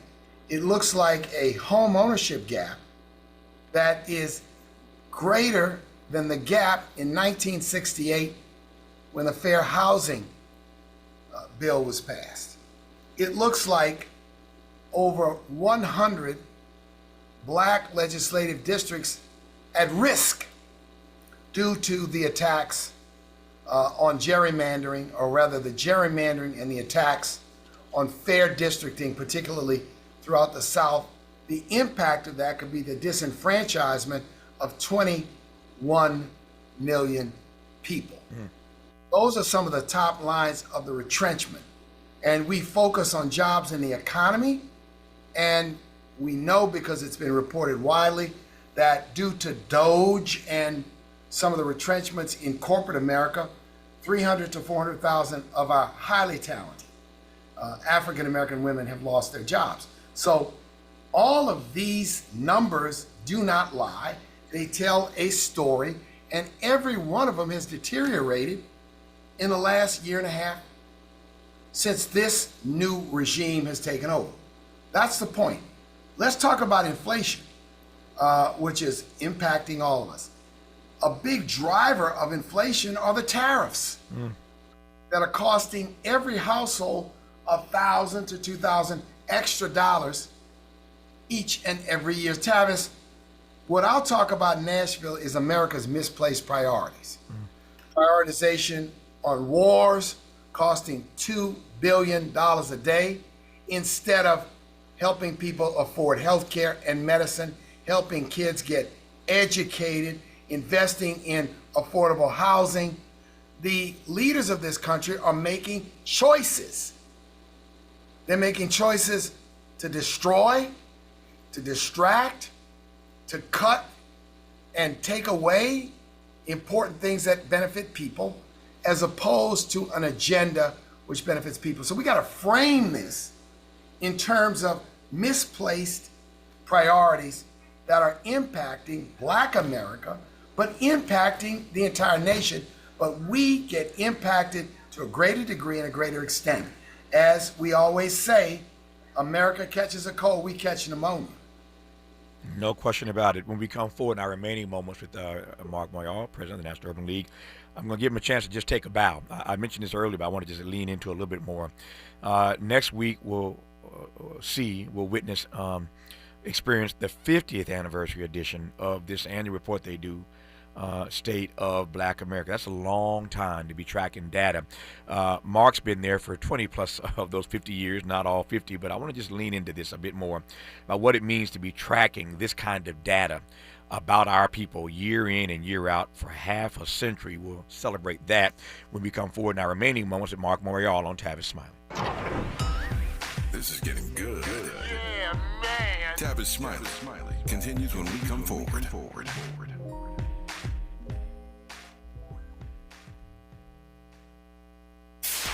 KBLA Talk 1580. We've got a lot to talk about.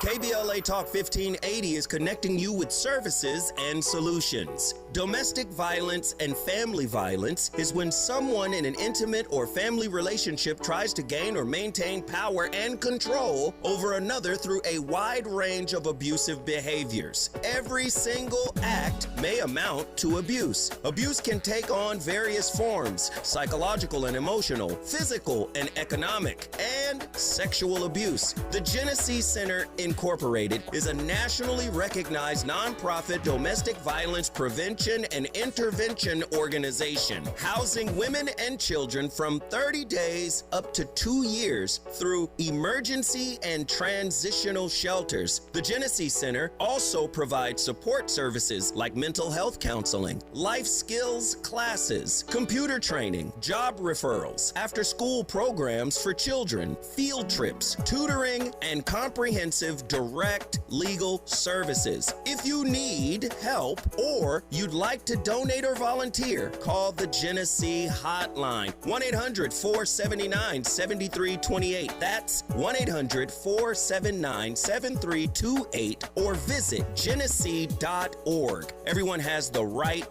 to be safe. This is a community call to action from KBLA Talk 1580. You say you'd never give in to a meltdown. Never let kids' toys take over the house. And never fill your feed with kid photos. You'd never plan your life around their schedule. Never lick your thumb to clean their face. And you'd never let them leave the house looking like less than their best. You say you'd never put a pacifier in your mouth to clean it. Never let them stay up too late. And never let them run wild through the grocery store. We have on aisle 6 and aisle 3. So when you say you'd never let them get into a car without you there, no, it can happen. 1 in 4 hot car deaths happen when a kid gets into an unlocked car and can't get out. Never happens. Before you leave the car, always stop, look, lock. Brought to you by NHTSA and the Ad Council. Hear that? That's the sound of your life. Perfectly imperfect. Beating in rhythm to the world you've created. But every time you drive after drinking, the music gets drowned out. Your life sounds pretty great. Don't let a buzz ruin it. Buzz driving is drunk driving. Don't drive buzzed. A message from NHTSA and the Ad Council. Freedom is an endless meeting. So let's get back to it with Tavis Smiley. Tavis Smiley and the National President of the Urban League, Marc Morial. I want to give you a chance to take a bow here, man. 50 years is a long time to be tracking this data about the fears, the hopes, the dreams, the angst, the aspirations of black people. But this is the 50th anniversary edition coming out next week. Say a word about that, sir. Well, this started with the late, great Vernon Jordan in 1976, who wanted to make sure that the country understood the status of black Americans after President Ford ignored black America in his State of the Union address. So since that time, we've been doing this report. I added to it about 20 years ago, much more robust numbers and statistical evidence.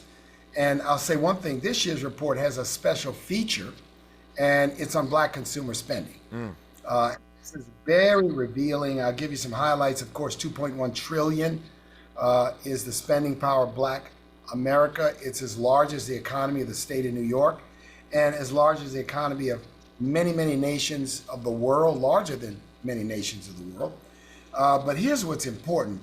Black consumers told our researchers, 50% of them said, if a company walks away from diversity and equal opportunity, we'll walk away from them. And then 30% of non-African American consumers concurred in the very same thing. So this will be an extra feature of the report. But what it reflects is a growing sense by many that harnessing spending power is an important tool in our toolkit. But thank you for the visibility, Tavis. Look forward to the coverage you can provide to the State of Black America Report. And hopefully people will tune in next week when we're in Nashville. Go to nul.org beginning on Wednesday, and you will be able to experience a great part of the National Urban League's 116th anniversary. Before I let you walk away, one question about them. That would be corporate America walking away from us. How in Trump 2.0 have you processed all of these companies that have, in fact, abandoned their commitment to diversity, equity, and inclusion? It's troubling, Tavis, and it caused not only for concern, but cause for some level of anger. But I will say this. There are those that have not walked away. There are those that have low-keyed their commitment. There are those that have done some reclassification of their commitment. I mean, there is still a group out there who I believe remain committed. But those that have walked away have done so in the face of simply being intimidated. And one of the things on the inside of many of these companies is I think there's some companies that really are getting bad advice from lawyers, bad advice from political advisors that does not work in their long term. Black consumers and many non-black consumers are saying, if you walk away from us, we'll walk away from you. Yep. It is a troubling dynamic, and so much of this is covered in next week's release of the 50th anniversary edition of the Urban League State of Black America Report. It's called America 250 Is the American Dream Dead? Mark, have a great convention in Nashville next week. Thanks for the time today, man. I appreciate you, my friend. Bless you, brother. Thank you. Stay strong. When we come forward in our final hour today, it's been quite a show already, 2 great hours. But we are going to talk to Dorothy Tillman, former Chicago alderman, civil rights icon. She worked alongside Dr. King in Chicago specifically. And we're going to talk about the principles, the 6 principles of building a nonviolent movement, 6 principles of nonviolent resistance. She was on this program a good while ago. And at the end of the conversation, as I recall, she mentioned these principles, and we did not have time that day to get into them. And I said to her, Dorothy Tillman, at some point you got to come back on our program. We're going to spend an hour just walking through these 6 principles about building, again, nonviolent resistance vis-a-vis a movement. And so the timing for this conversation could not be more propitious, given that we need to lean into this notion of nonviolence right about now more than ever. And Dr. King has shown us the way. Dorothy Tillman was there working alongside him, so we're going to tap into that for the final hour of our program today when we come forward here on Tavis Smiley.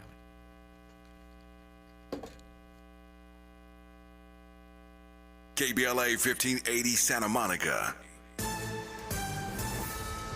I'm Bree Wood with BIN News Now. A preliminary hearing continues in Los Angeles for singer David. Criminal defense attorney Manny Medrano says it's unusual for a preliminary hearing to take place so soon after an arrest. This is really the speed of light to get a case like this of a high-profile nature to the preliminary hearing stage. Prosecutors are presenting evidence in the death of 14-year-old Celeste Rivas Hernandez. Tyler Perry Studios is expanding its production capabilities with a major new virtual production stage in Atlanta. Perry says the cutting-edge technology will help keep film and television projects and jobs in Georgia by reducing travel and set building costs. And rapper Lotto is joining Doja Cat on the road this fall as the opening act for the Tour Ma Vie Tour. The 31-city trek kicks off October 1st in Detroit and wraps December 1st in New York, following the release of the duo's new collaboration. Get BIN News now, on demand 24/7 on the iHeartRadio app. July is Disability Pride Month, a time to celebrate identity, individuality, and inclusion. Pride means showing up as your full, authentic self without apology. Let's celebrate what makes every one of us unique. Easter Seals Disability Services honors Disability Pride Month. Learn more at socal.easterseals.com. This is the KBLA Sports Minute with Ray Richardson. The Dodgers are off today. They will spend part of their day off at the White House. Trump invited the Dodgers and team staff to the White House to celebrate their World Series championship last year.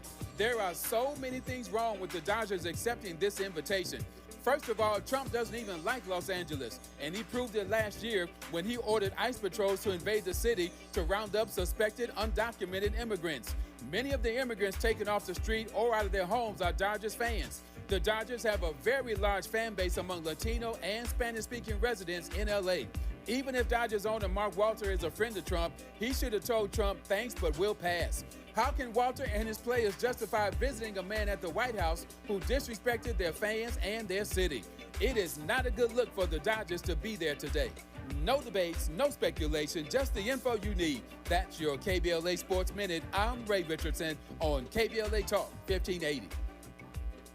Let me put my hard hat on, go back outside, and see if these procrastination Crenshaw construction crews have shown up yet. I'm saving space for grace, but if these trucks don't show up soon, well, you already know. Destination Crenshaw, your time is up. With a KBLA Talk 1580 editorial, I'm Tavis Smiley.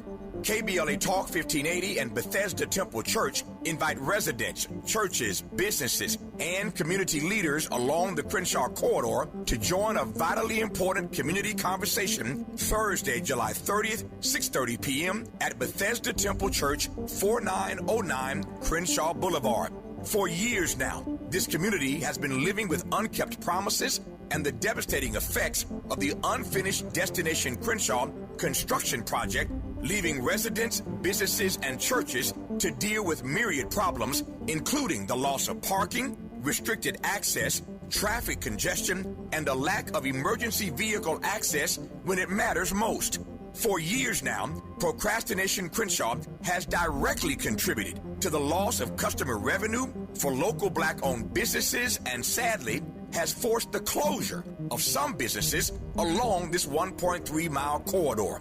For years now, churches have been experiencing decreased attendance due to the elimination of parking, and social service programs for vulnerable fellow citizens have been altogether halted. For years now, residents have watched their quality of life erode, and nothing has been done about it. If they think they can get away with treating black folk like second-class citizens, they better think again. You better think about what you're trying to do to me. This town hall meeting is a reckoning, a public witness, an opportunity for impacted community members to share their experiences for the public record as we prepare to hold those responsible accountable for this enduring nightmare. So please join us Thursday, July 30th, 6:30 p.m. at Bethesda Temple Church, 4909 Crenshaw Boulevard. This town hall meeting is free and open to the public, but registration is required at KBLA1580.com. With a KBLA Talk 1580 editorial, I'm Tavis Smiley, and as always, we welcome your feedback.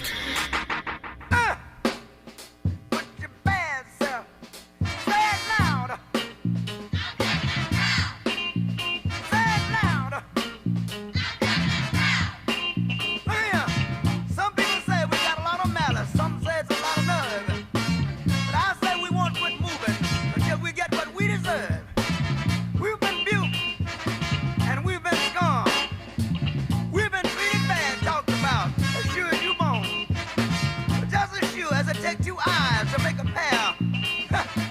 Brother, we can't quit until we get our share. Say it loud. Say it loud.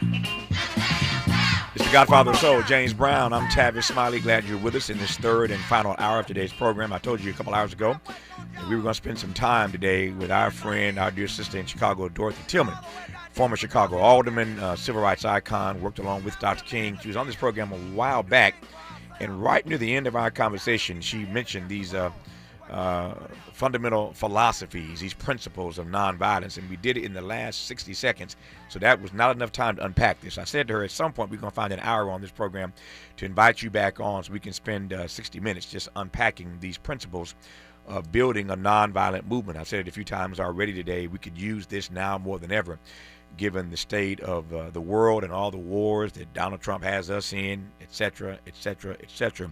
So the timing for this conversation cannot be more propitious. It is often the case that we have guests on this program, especially when they're in studio, we let them choose their own walk-on song. Dr. West, as you know, was just here. Cornel West was just here.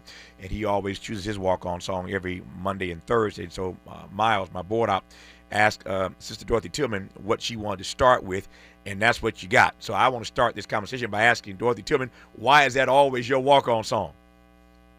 Well, see, a lot of black and proud. It comes back to who we are and what we were as a people.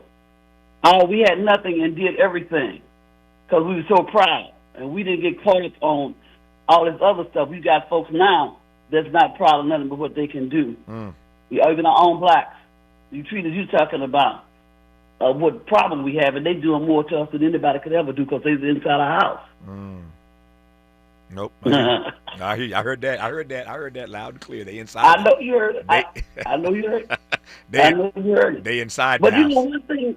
One of the other reasons is because when I was growing up, coming out of Montgomery, and growing up as a child, and watching leadership, this is the first time in the history since we've been in this country that there was no agenda in the public square for black people, put forth by black people.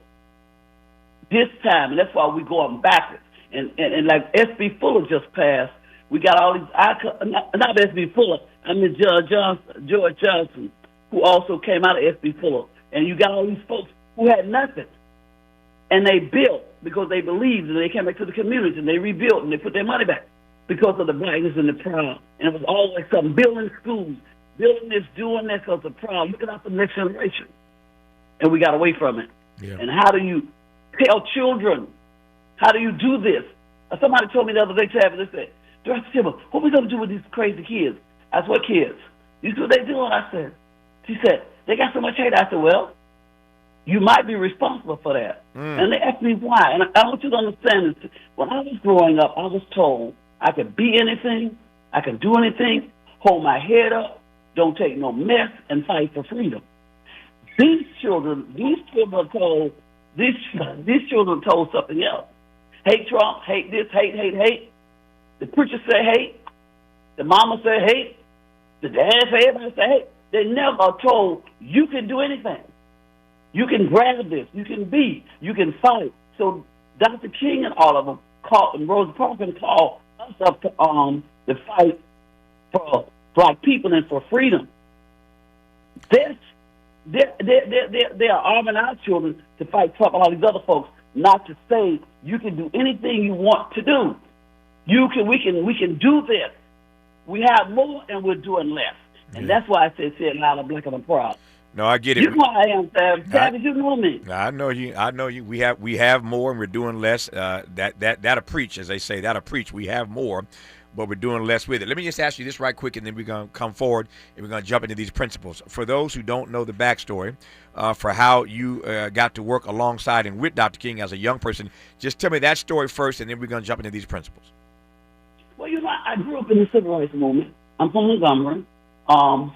My minister, Reverend Uriah Fields, who was one of the people who selected Dr. King to be one of the leaders of the MIA after Ms. Parks got arrested. So we were in churches that always taught us as children that we had to stand up and fight. So my grandmother took me to the Hope Street Baptist Church when I was 9 to hear Dr. King after Mrs. Parks had been arrested.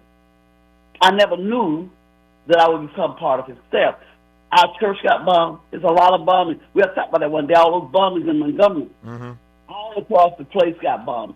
Bell Street Baptist Church, in fact, your producer can look, is in the Library of Congress. The Bell Street Baptist Church, which I was a member of, my pastor was one of the leaders of that movement, Reverend Uriah Fields. Our church got bombed worse than anybody.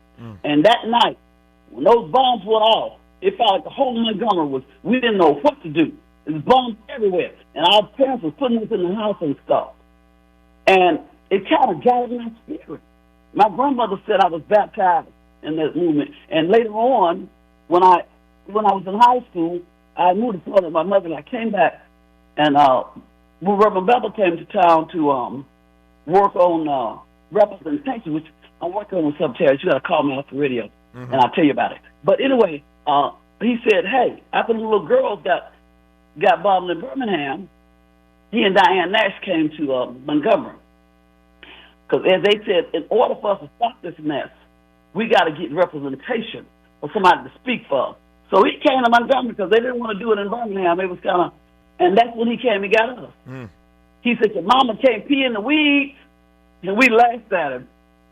But we got to talk about it because how we grew up, we understood. So I was one of the leaders for Booker T. Washington, and Leon Hall was with Carter. We mobilized, we organized, we was 10, and we was 10 Montgomery up. Snick was in Selma trying to teach folks how to understand the Constitution. And so Jim Clark said, no more than 2 cops can be on the street after dark. And because we weren't sure where we were going, we were going to present Waters with a Declaration of Freedom of what county. But once Clark said that, and Bevel said, oh, no, we're going to put a whole bunch of colored folks on the street. So that's how I ended up becoming part of that staff. I was among the first 10 of SCLC staff sent into Selma to mobilize for representation. And he said, we're going in. Yeah. And because I was good with the students, and that's how I really became a part of the Southern Christian Leadership Conference staff. Dr. King called us the ground crew. When he introduced us, he would say, I want y'all to meet my ground crew. I can't do nothing without them. It was not but my 5 of us left.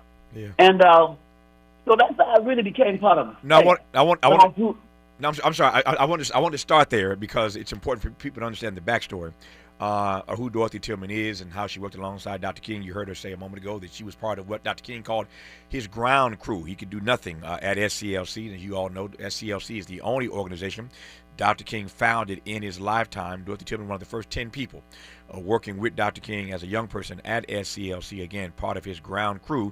So that's the backstory of how she got with Dr. King. When we come forward, we're going to start working our way through this list of the principles of nonviolent resistance, building a nonviolent movement with Dorothy Tillman on Tavis Smiley. Generous listening. Charitable listening. It's why everybody wants to talk to Tavis. The conversation continues when we come forward.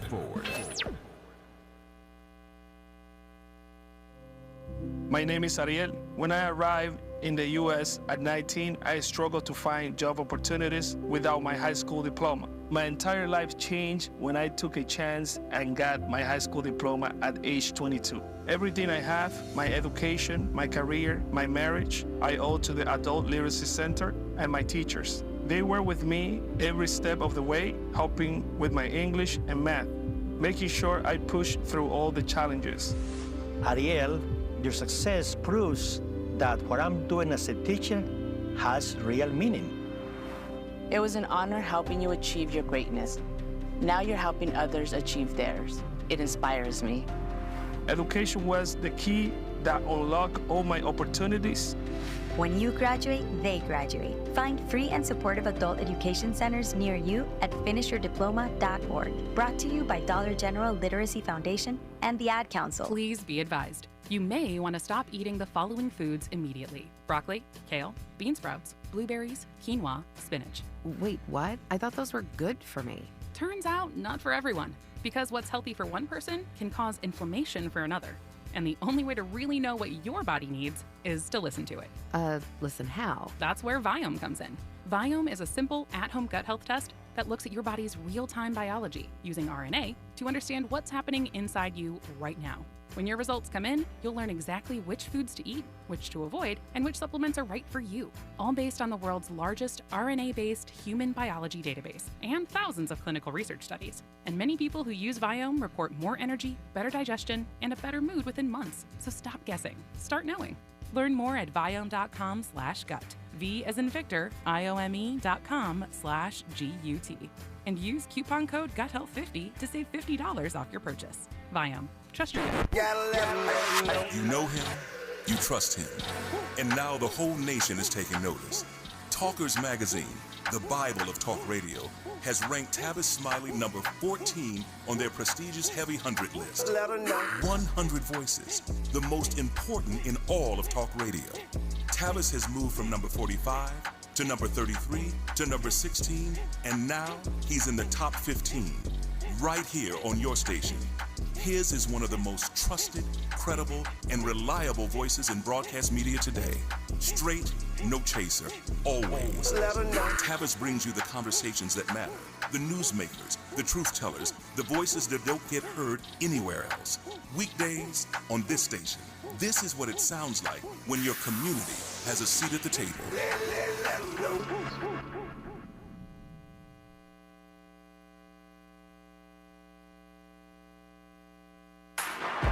Less monologue, more dialogue. Tavis Smiley continues right now. Now, you have yourself have said that the aim of your method of nonviolent resistance is not to defeat or to humiliate the white man, but to win his friendship and understanding. How successful do you think you have been or are being in winning the friendship and understanding of the white men of the South?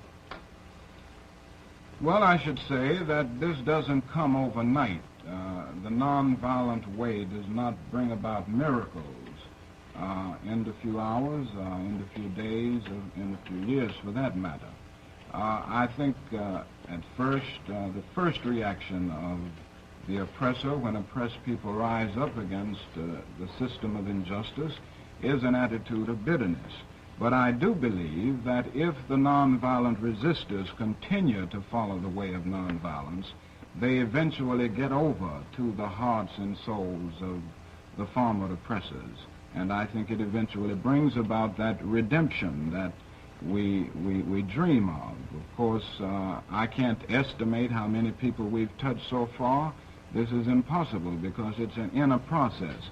But I'm sure something is stirring in the minds and the souls of people, and I'm sure that many people are thinking anew on this basic problem of human relations. As you all know, I say it all the time, I regard Dr. King as the greatest American this country's ever produced, not black American, the greatest American this nation's ever produced. That's my assessment. That's Dr. King on Meet the Press, NBC, on April 17th, 1960, talking about nonviolence. Dorothy Tillman, before we get into this list, let me just ask you to share your thoughts about Dr. King, the man. You were there as one of the first 10 people at SCLC. You were part of that ground crew. You had a front row seat to history. Again, as a young person, tell me how you were seeing Dr. King through your eyes way back then. Well, you know, Dr. King was like my guardian. He's like my father. It's like sitting at a table around people like we all sitting around the table, Dr. King, CT, Phelps, everybody. You know, I never understood how much they was pouring into me until I got older. Mm-hmm. But also the opinion would be respected by Dorothy. What you think, Dorothy Wright? Like when we came to Chicago, he told Bevel, go tell my grandmother I want Dorothy Wright to go to Chicago with me. It's like, but to listen to him and to hear him and to know that he was so real, to be at a table with this man, and I saw Dr. King cry because of these blacks. One because of white folks, because of these other folks. And to know that I saw that, and I can feel it, because he loves our people. And I never knew that all the stuff that I was gathering, that it would help guide me through the rest of my life. But one of the things I'm talking about the staff, not folks who was in the march. I'm talking about the ground crew. Being a part of this, what people don't understand, is that we didn't just march and just holler and just put stuff in there. We had to study. When I was 17 years old, I was reading Dog Ghetto by Kenneth Clark. When we was told that we had to read Conspicuous Consumption, that book, I couldn't understand why. I said, why I got to read this? I thought we had to read it, we had to discuss it, but it was building character when you read it. So we read it, we had to always read, we had to always study, and we strategize, and we respect each other. Dr. King had a lot of respect for his field staff. People don't understand. They don't know our structure. They just know that marching and all that singing. But he had a lot, like, we would show up at a place, and he said, bring the ground crew. We show up at a place looking at it, people looking at us with our overalls on. He said, don't hold it. I got to stop. I want to introduce my ground crew, my field staff. When you're flying on an airplane, they say, we're getting ready for the ground crew. We can't land till the ground crew get ready. I can't land till they get ready. So, you know, it really was something, but you got to understand, Tavis, that when Miss Parks refused to give her a seat, and our community was talking about it, I was 9 years old then, because I could never understand when we got on the Day Street bus, you go in the front, you put your nickel in, and then you got to get off, and you got to go in the back. That door in there, they had color and white, and they didn't make that. That's just color red. I don't know. Ms. Tillman, hold on a second. Let me let Miles pick up the phone and talk to her a second. This conversation is rich, and it's going to be richer.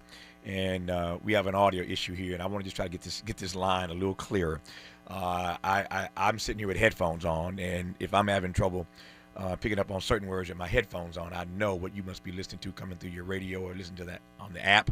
However you're listening to me right now, I want to make sure that you get a chance to hear every word that comes out of her mouth.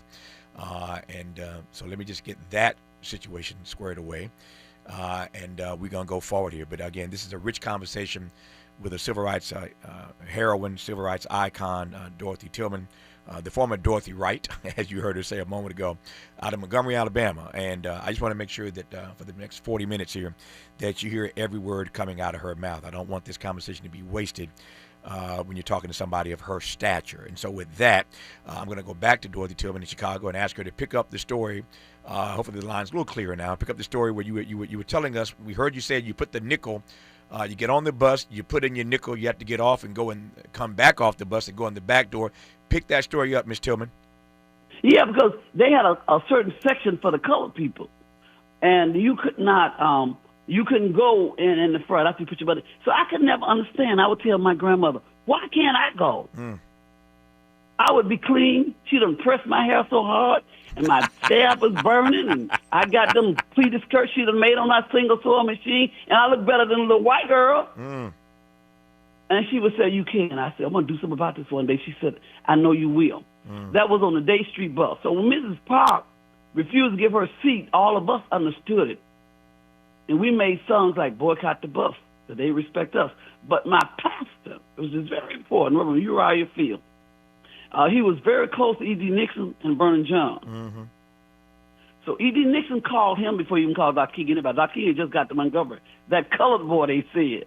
That's what they call Dr. King.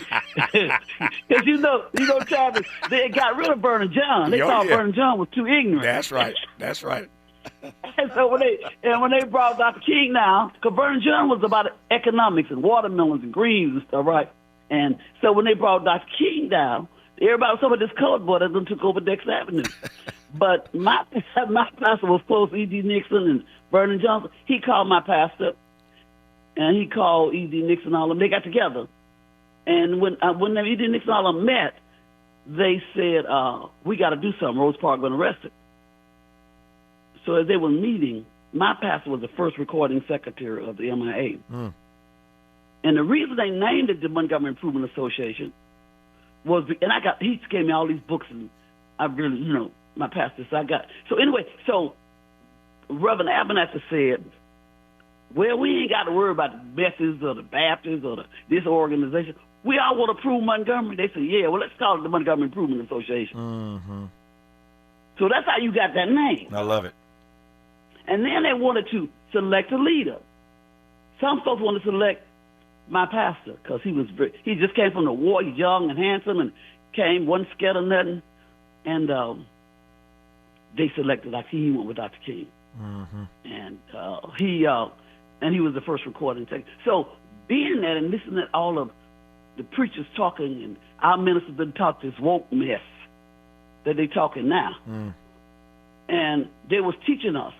So that's how I kind of got into this. My grandmother took me to the Hope Street Baptist Church. And I asked her, it was long after, I said, Mother, why you took me? She said, because I couldn't answer the question. I thought you needed to go. And when she took me to that Hope Street, Dr. King, he came down, he was preaching, and I just felt like the Holy Ghost hit me.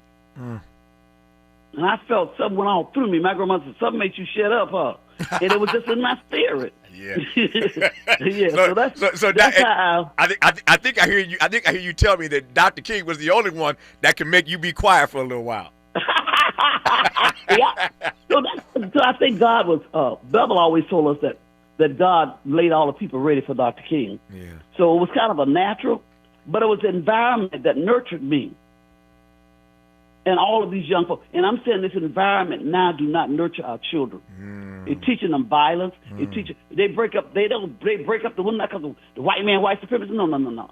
Because they preachers, they mamas, they teachers, the folks on the radio, they're all talking, they hate Trump, hate this, hate that. Yeah. And so they're calling them to arms.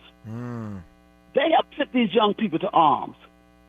They haven't said, you go and you can open business, you can fight, you can do this, you can do that, hold your head up, you somebody, we going to do this. They're not fighting and building for our children.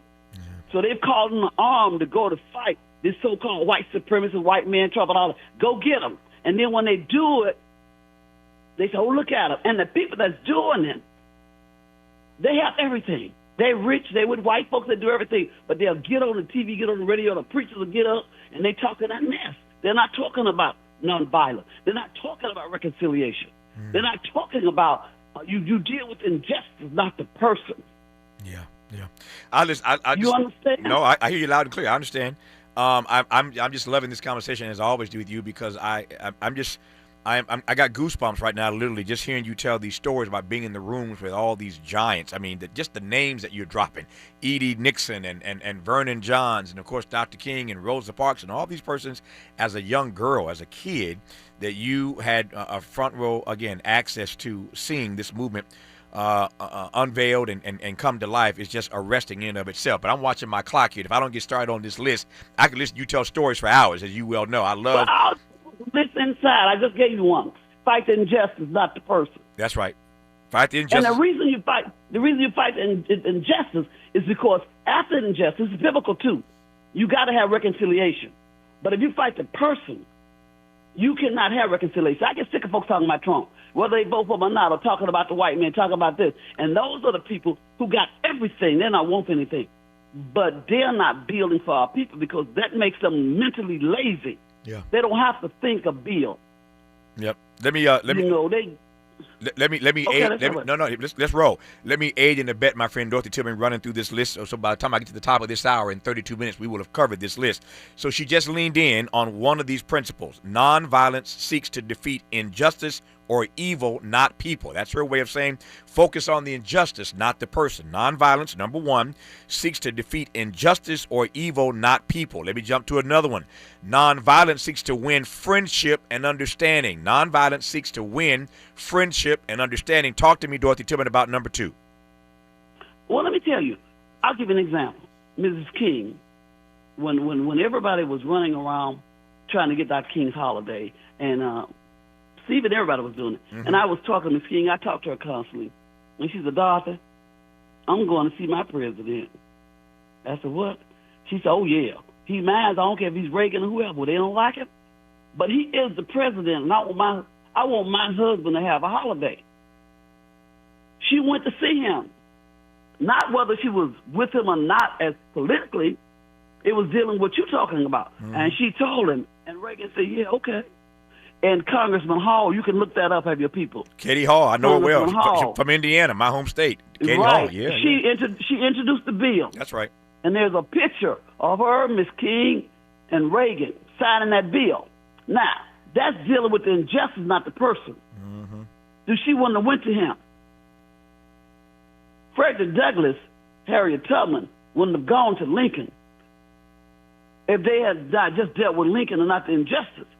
Anything that we have gotten is based off of that. And the reason they talking mess, but the ones who got the mess got everything.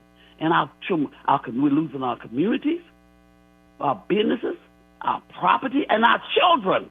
She keeps coming back to this issue about children, and you understand why. There are your first two principles. Nonviolence seeks to defeat injustice or evil, not people, not the persons. Number two, nonviolence seeks to win friendship and understanding. That's the story she told about Coretta Scott King going to see Ronald Reagan. Their politics were drastically different, diametrically opposed were they politically, but she had to win him over to get that holiday signed into law, and she did just that. There are two of the six. More when we come forward. Dorothy Tillman on Tavis Smiley. Why does Tavis say when we come forward? Because he's not going back. And you don't have to go back either. Forward ever, backward never. More of Tavis Smiley when we come forward. Forward.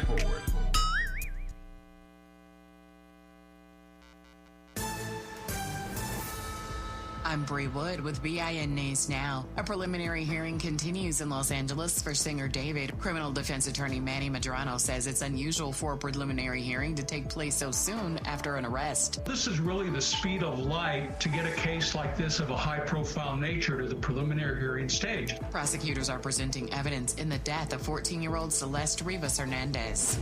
Tyler Perry Studios is expanding its production capabilities with a major new virtual production stage in Atlanta. Perry says the cutting-edge technology will help keep film and television projects and jobs in Georgia by reducing travel and set building costs.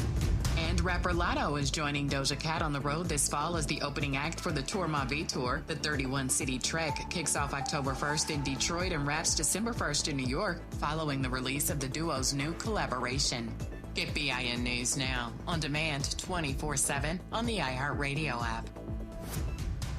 July is Disability Pride Month, a time to celebrate identity, individuality, and inclusion. Pride means showing up as your full, authentic self without apology. Let's celebrate what makes every one of us unique. Easter Seals Disability Services honors Disability Pride Month. Learn more at socal.easterseals.com.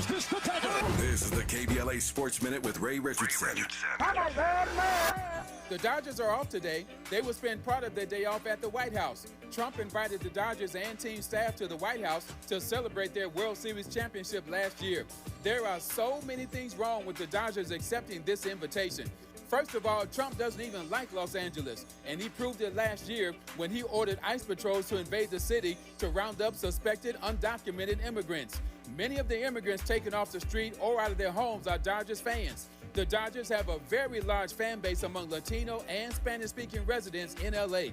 Even if Dodgers owner Mark Walter is a friend of Trump, he should have told Trump, thanks, but we'll pass. How can Walter and his players justify visiting a man at the White House who disrespected their fans and their city? It is not a good look for the Dodgers to be there today.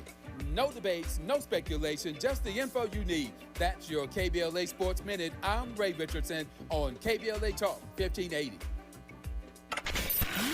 We've got a lot to talk about.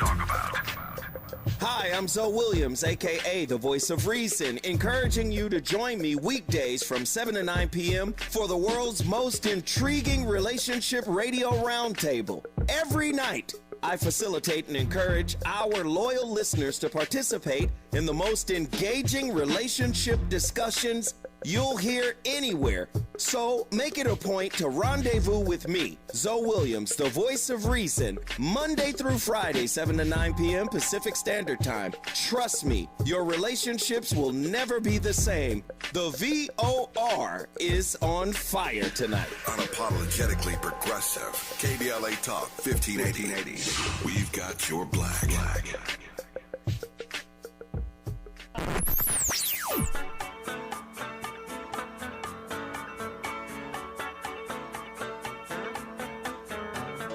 This is KBLA Talk 1580. Talk radio that's music to your ears. We're unapologetically progressive. KBLA Talk 1580. It's the show everybody's talking about. What's up, y'all? I'm Amanda Seals with a personal invitation for you to join me every Friday here on KBLA Talk 1580. Now, you get 2 chances to tap in, noon to 2 p.m., and again from 4 to 6 p.m. Real talk, no filter, just you and me on the highest of vibrations. Fridays only on KBLA Talk 1580. Oh no. Straight a roof down. I don't have like a time. Please, God, save us. Save our house. Please, God, please. At KBLA Talk 1580, we haven't forgotten what happened Tuesday, January 7th, 2025. The trauma, processing the loss of our home. How do we address the compounding effect of the fire now more than 18 months later? I noticed one of my 3 children engaged in self-harm who hasn't been able to articulate the challenges that they've had since the fire. And 4 out of the 5 folks in our household are in therapy. 1 is not. And the one that's not is the one who I noticed with some marks on their person. This isn't okay. You need to talk to someone. Black historical memory keeps alive the stories and struggles of everyday people and communities. Black historical memory preserves truths that others attempt to erase, minimize, or distort. Black historical memory prevents history from repeating its worst chapters. At KBLA Talk 1580, we will never forget. Tune into Conversation Live, Altadena Rising with James Farr, weekends on KBLA Talk 1580. 1580.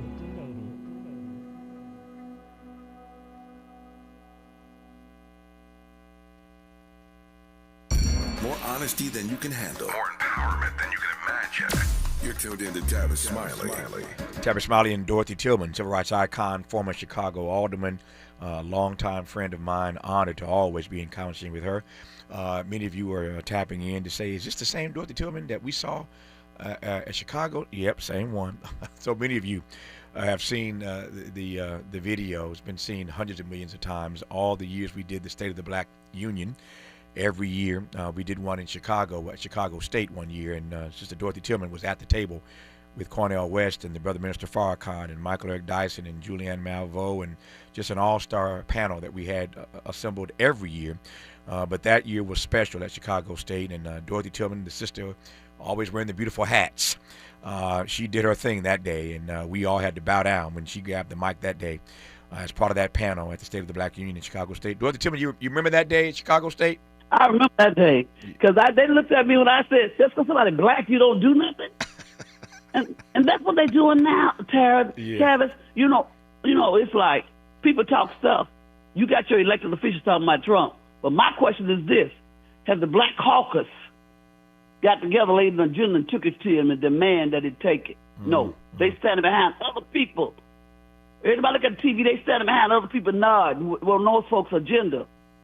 And we don't have an agenda for the black community.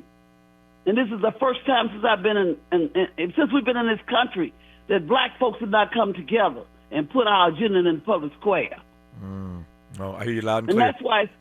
that's why I said the first step of nonviolence is to gather your information. Mm-hmm. Now, because when you information, then you get your leaders, you gather your information, and you lay out something. That's the whole thing about being able to come together and to do that. That's why we don't have no water holes. They tore down all our clubs, our other stuff where we come together and talk. So these children don't know how to come together to do that. Yep. Nope. Because if they gather the information, they wouldn't do this crazy mess. Nope. You made the point loud and clear that day in Chicago State all those years ago, and you've been consistent, if nothing else, in raising these issues. Let me jump back to this list now. In case you've just tuned in, we're talking about some of the principles of nonviolence. I just did 1 and 2. Yeah, you did. You did 1 and 2. I'm leading you through them. Just for those who've just tuned in, 1 and 2 that she just references. Nonviolence seeks to defeat injustice or evil, not people. You don't focus on the person. You focus on the injustice. Number 2, nonviolence seeks to win friendship and understanding. Coretta Scott King had to work with Ronald Reagan, who she did not agree with politically, to get that King holiday signed into law. That's an example of number 2. Let me jump to another one. Nonviolence, and she's been saying this already in this conversation. She's said it 3 or 4 times already, but it is one of the principles, so I'll let her lay on it a little bit more. Here's another principle. Nonviolence chooses love instead of hate. It chooses love instead of hate. Talk to me, Dorothy Tillman. Well, because, hate is what you see, this killing and violence and all that. Love, God is love, first of all. Mm-hmm. And love will lift you at any time.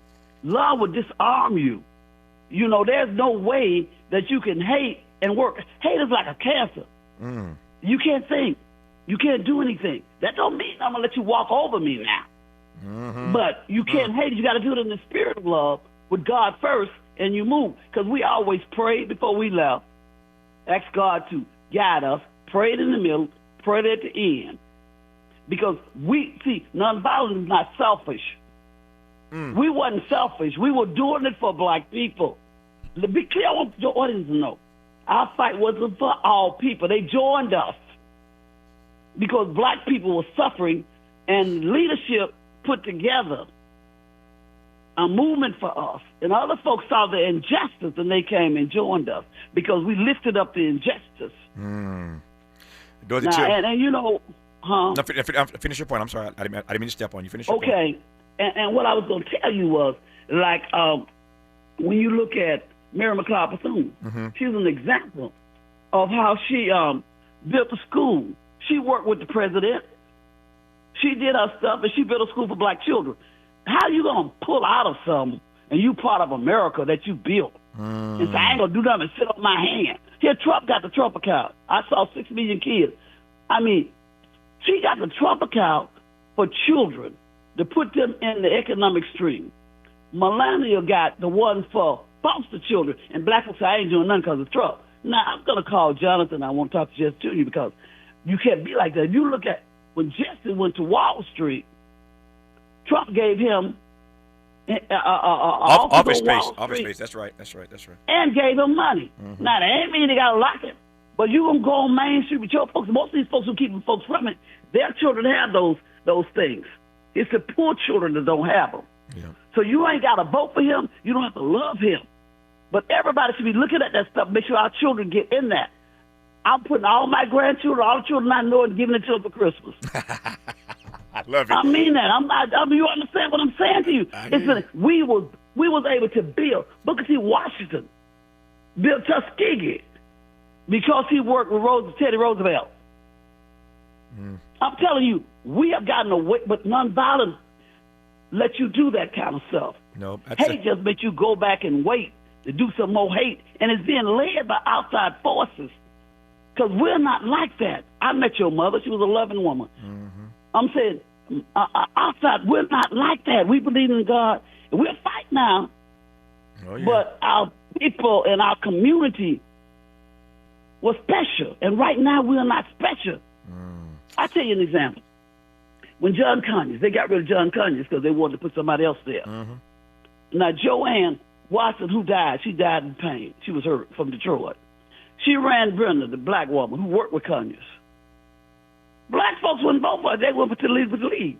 They went with the Arab woman from Dearborn. And she there now, she don't talk about black issues in Detroit. But he was a black woman who had given her life. And what you have now is black leadership standing behind everybody else on their agenda, bopping their head up and down.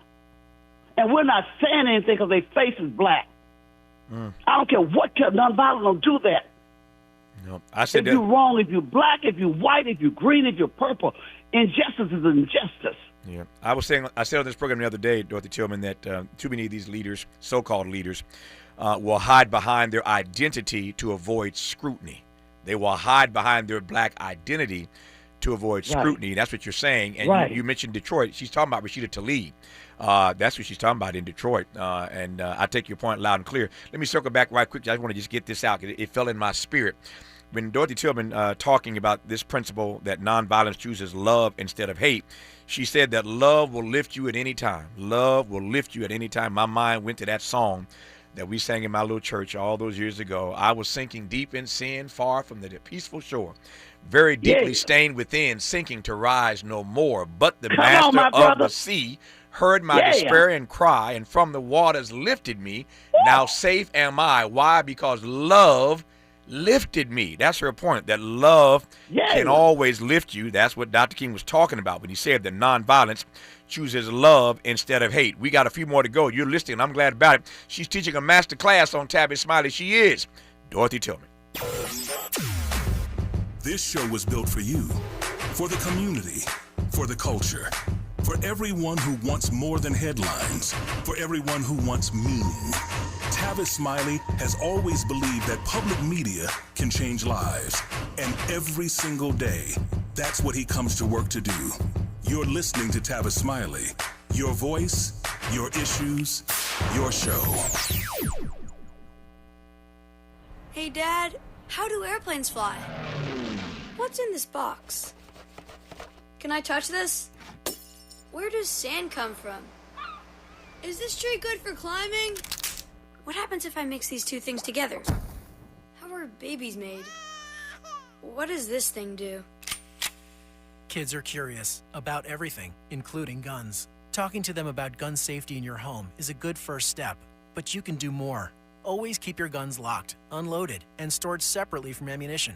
Storing your guns securely is the best way to prevent family fire, including unintentional shootings. For more information on safe gun storage and ways to keep your family safe, visit endfamilyfire.org. That's endfamilyfire.org.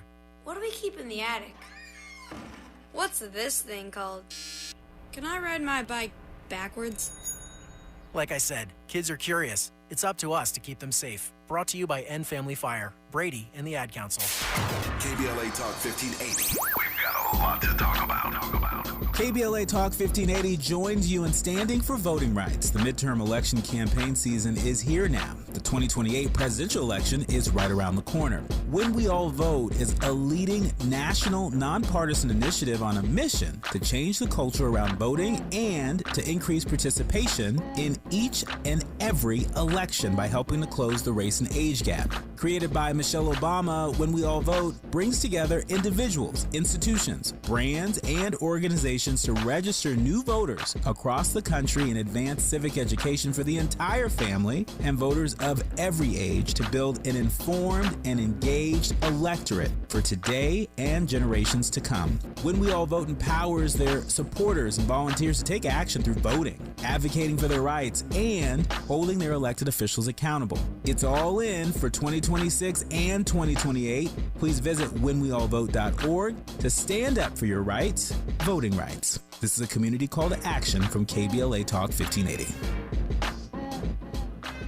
Some things can steal your sunshine. Ugh, I just got my hair done. Sorry, the cooler's broken. Anyone see my flip-flops? Anyone? But COVID-19 can steal a lot more. I just took a COVID test. Ugh. Prescription medications for COVID exist. If you test positive this summer, ask your doctor if they're right for you. Visit PfizerForAll.com/COVID-19 to learn more. Sponsored by Pfizer. This is the story of the one who keeps multiple buildings running smoothly day after day. Plumbing that flows, HVAC that hums, cleaning supplies that keep surfaces sparkling. That's why she counts on Grainger. With easy reordering online and 24/7 support, Grainger helps her keep the products she needs on hand. So shelves stay stocked and buildings stay ready. Call 1-800-GRAINGER, click Grainger.com, or just stop by. Grainger, for the ones who get it done. Helping to make you the most knowledgeable person in your circle of friends. This is Tavis Smiley. Tavis Smiley and Dorothy Tillman, former Chicago alderman, one of the first 10 people working at SCLC with Dr. King when she was just a kid in Alabama. And was part of King's ground crew. Everywhere King went, we call it advance these days. Every politician has an advance team, and before the president shows up, or the senator shows up, or the mayor shows up, their advance team shows up to get things in order. King called his team his ground crew, and Dorothy Tillman, Dorothy Wright Tillman, was part of that ground crew all those years ago as a young person, first in Alabama, and she's made her home for many, many decades now in Chicago. She's a heroine, all that in the city of Chicago, as everybody knows, and I'm honored to have her on this program teaching this master class for these next 11 minutes. My time is getting tight. Let me continue on this list of these principles from this national treasure, Dorothy Tillman, that we ought to be leaning into right about now. Dorothy Tillman, nonviolence is a willingness to accept suffering without retaliation, to accept blows without striking back. That's the tough one, Dorothy Tillman. No, it's not. They used to say that an elephant, you don't chase the elephant with a BB gun, he'll turn around and step on your butt. He'll stomp you. You don't go in the forest hollering, you can't even make a match.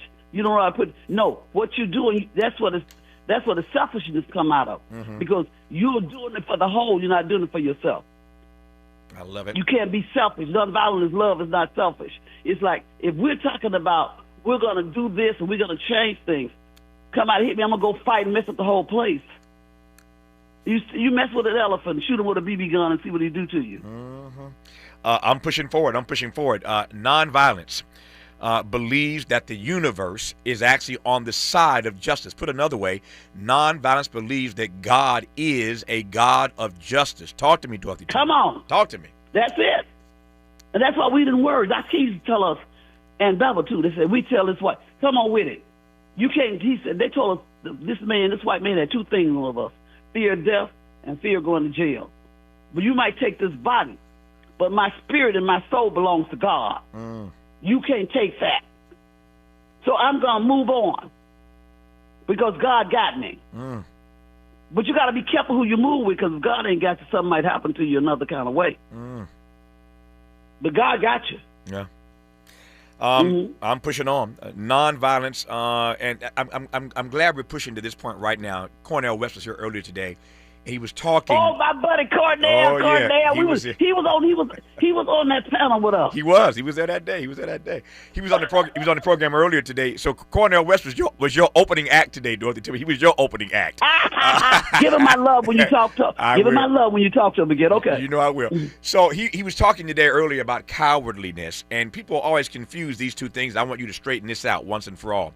Nonviolence is a way of life for courageous people, not cowardly people. Talk to me about that. That's right. Oh yeah, because it's easy to just leave an arm of fight than to stand up.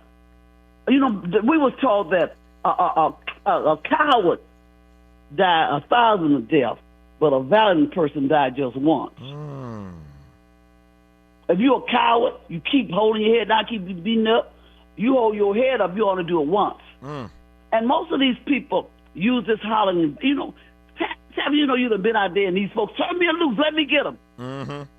A coward person. And what you got now, people representing us who are cowards. And they for themselves. And they're what I'm upset about, and I'll talk to you later, I'm upset because what they're doing to our children, they are leading them to the slaughter, making them go, not get educated, not try to be, making them come, don't be educated, don't get a business, don't go to school, don't do this, don't hold your head up. What your mama told you when you was a little boy, hold your head up, boy. Don't you hold your head down. You look this man in the eye. A coward ain't gonna look him in the eye. They gonna go break windows up while he ain't looking, or shoot him in the back, or do all that. But these other people who are making money off our children are sending them to war, so they can say, oh, look, you better give me this, give me that, because hey, they gonna get you, sicking our children on these people like these children, sick and dog. And they're not looking out for their education and their economics and their well-being. I see. I mean that. I'm very upset about this. No, I hear it. I hear it in your voice. All this, I don't just hear it. I feel it. Of course, I know you. I'm looking at comments that people are making. They're loving this conversation all across the country right now. Dorothy Tillman. Somebody said Dorothy Tillman is on one today. She's on one today, and I said, well, not really. If you know Dorothy Tillman, she's like this all the time. She ain't on one today. She's like this every day, and that's why I love her. Our remaining moments with Dorothy Tillman when we come forward on Tavis Smiley. In a world full of noise, one voice cuts through. Tavis Smiley has never backed down from the hard questions, never shied away from speaking truth to power and to the powerless, and he's not about to start now. This is the show people talk about, the one your coworkers quote, the one that gets under your skin in the best way.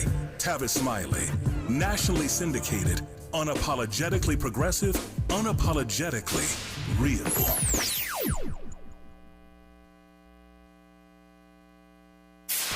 KBLA Talk 1580. We've got a lot to talk about.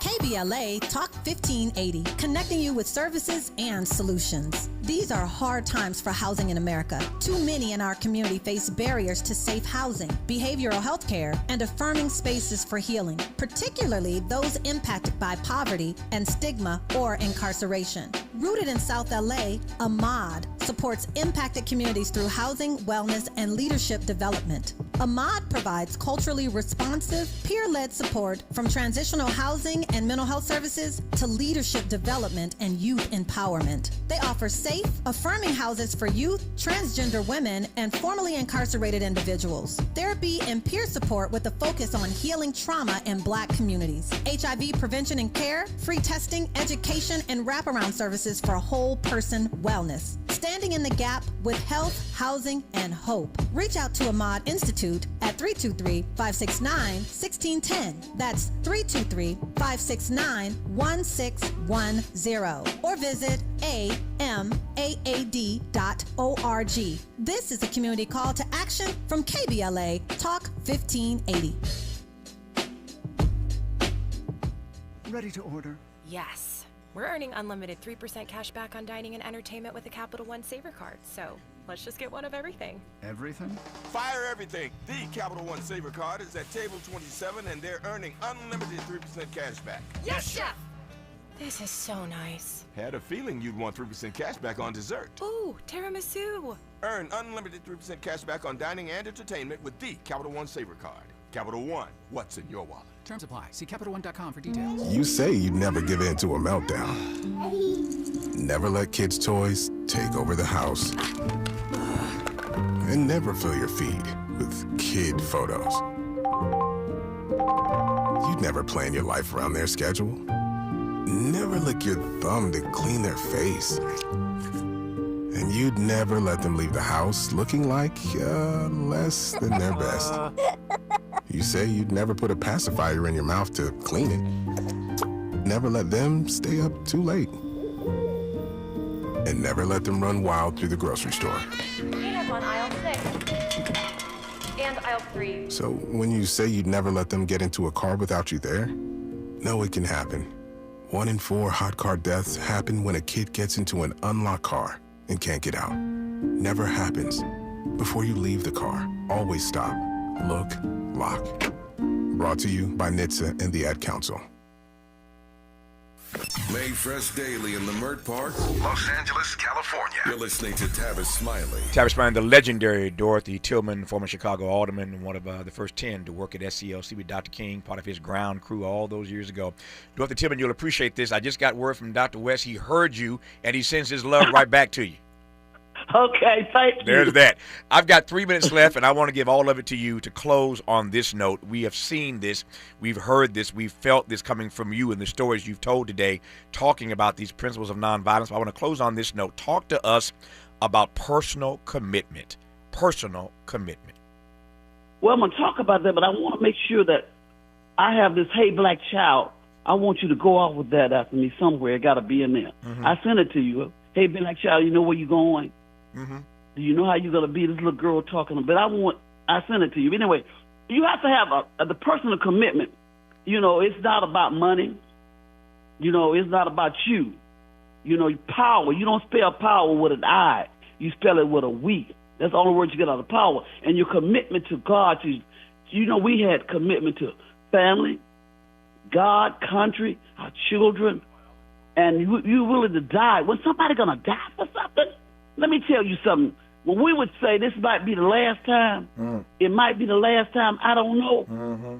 We believed that. Before we went on any march, and after we gathered our information, then we would sit there and pray. Then we would always sing this song. It might be the last time, I don't know. This may be the last time. And we meant that. But it was all right because we was committed for the liberation of black people. Because it was black people who were suffering. And when we marched, it's very important to know that when we was in Selma, it wasn't to put a bunch of Negroes in office. It was put representation because we live in a republic. And we felt like we didn't have representation. It ain't about the color of their skin. Because we were willing to die to make sure that we had our people that represent us. So the commitment is, if you're in office, what do? You make sure you bring economics and education. Yeah. You know, if whatever your role is, wherever they used to say that, wherever you are in the circle, your role is to make sure that the black people survive. I love it. And then we thrive. I love it. I'm going to close on that note. I could do more if I had more time. We'll have her back on again. I love her, and I can see that you love her as well. I want to get out of here just for a few seconds left to play a little taste of what she was asking us to play, Hey Black Child. Before I do that, Dorothy Tillman, I love you, and there ain't nothing you can do about it. I just love you. Call me later. I'll call you later. We close with a taste of what she asked us to close with. I honor my elders. Until next time, and as always, keep the faith. Learn what you want to learn If you try to learn what you can learn, hey, black child, do you know you are strong? I mean, really strong? Do you know you can do what you want to do? If you try to do what you can do, hey, black child, be what you can be. Learn what you must learn. Do what you can do. KBLA 1580 Santa Monica.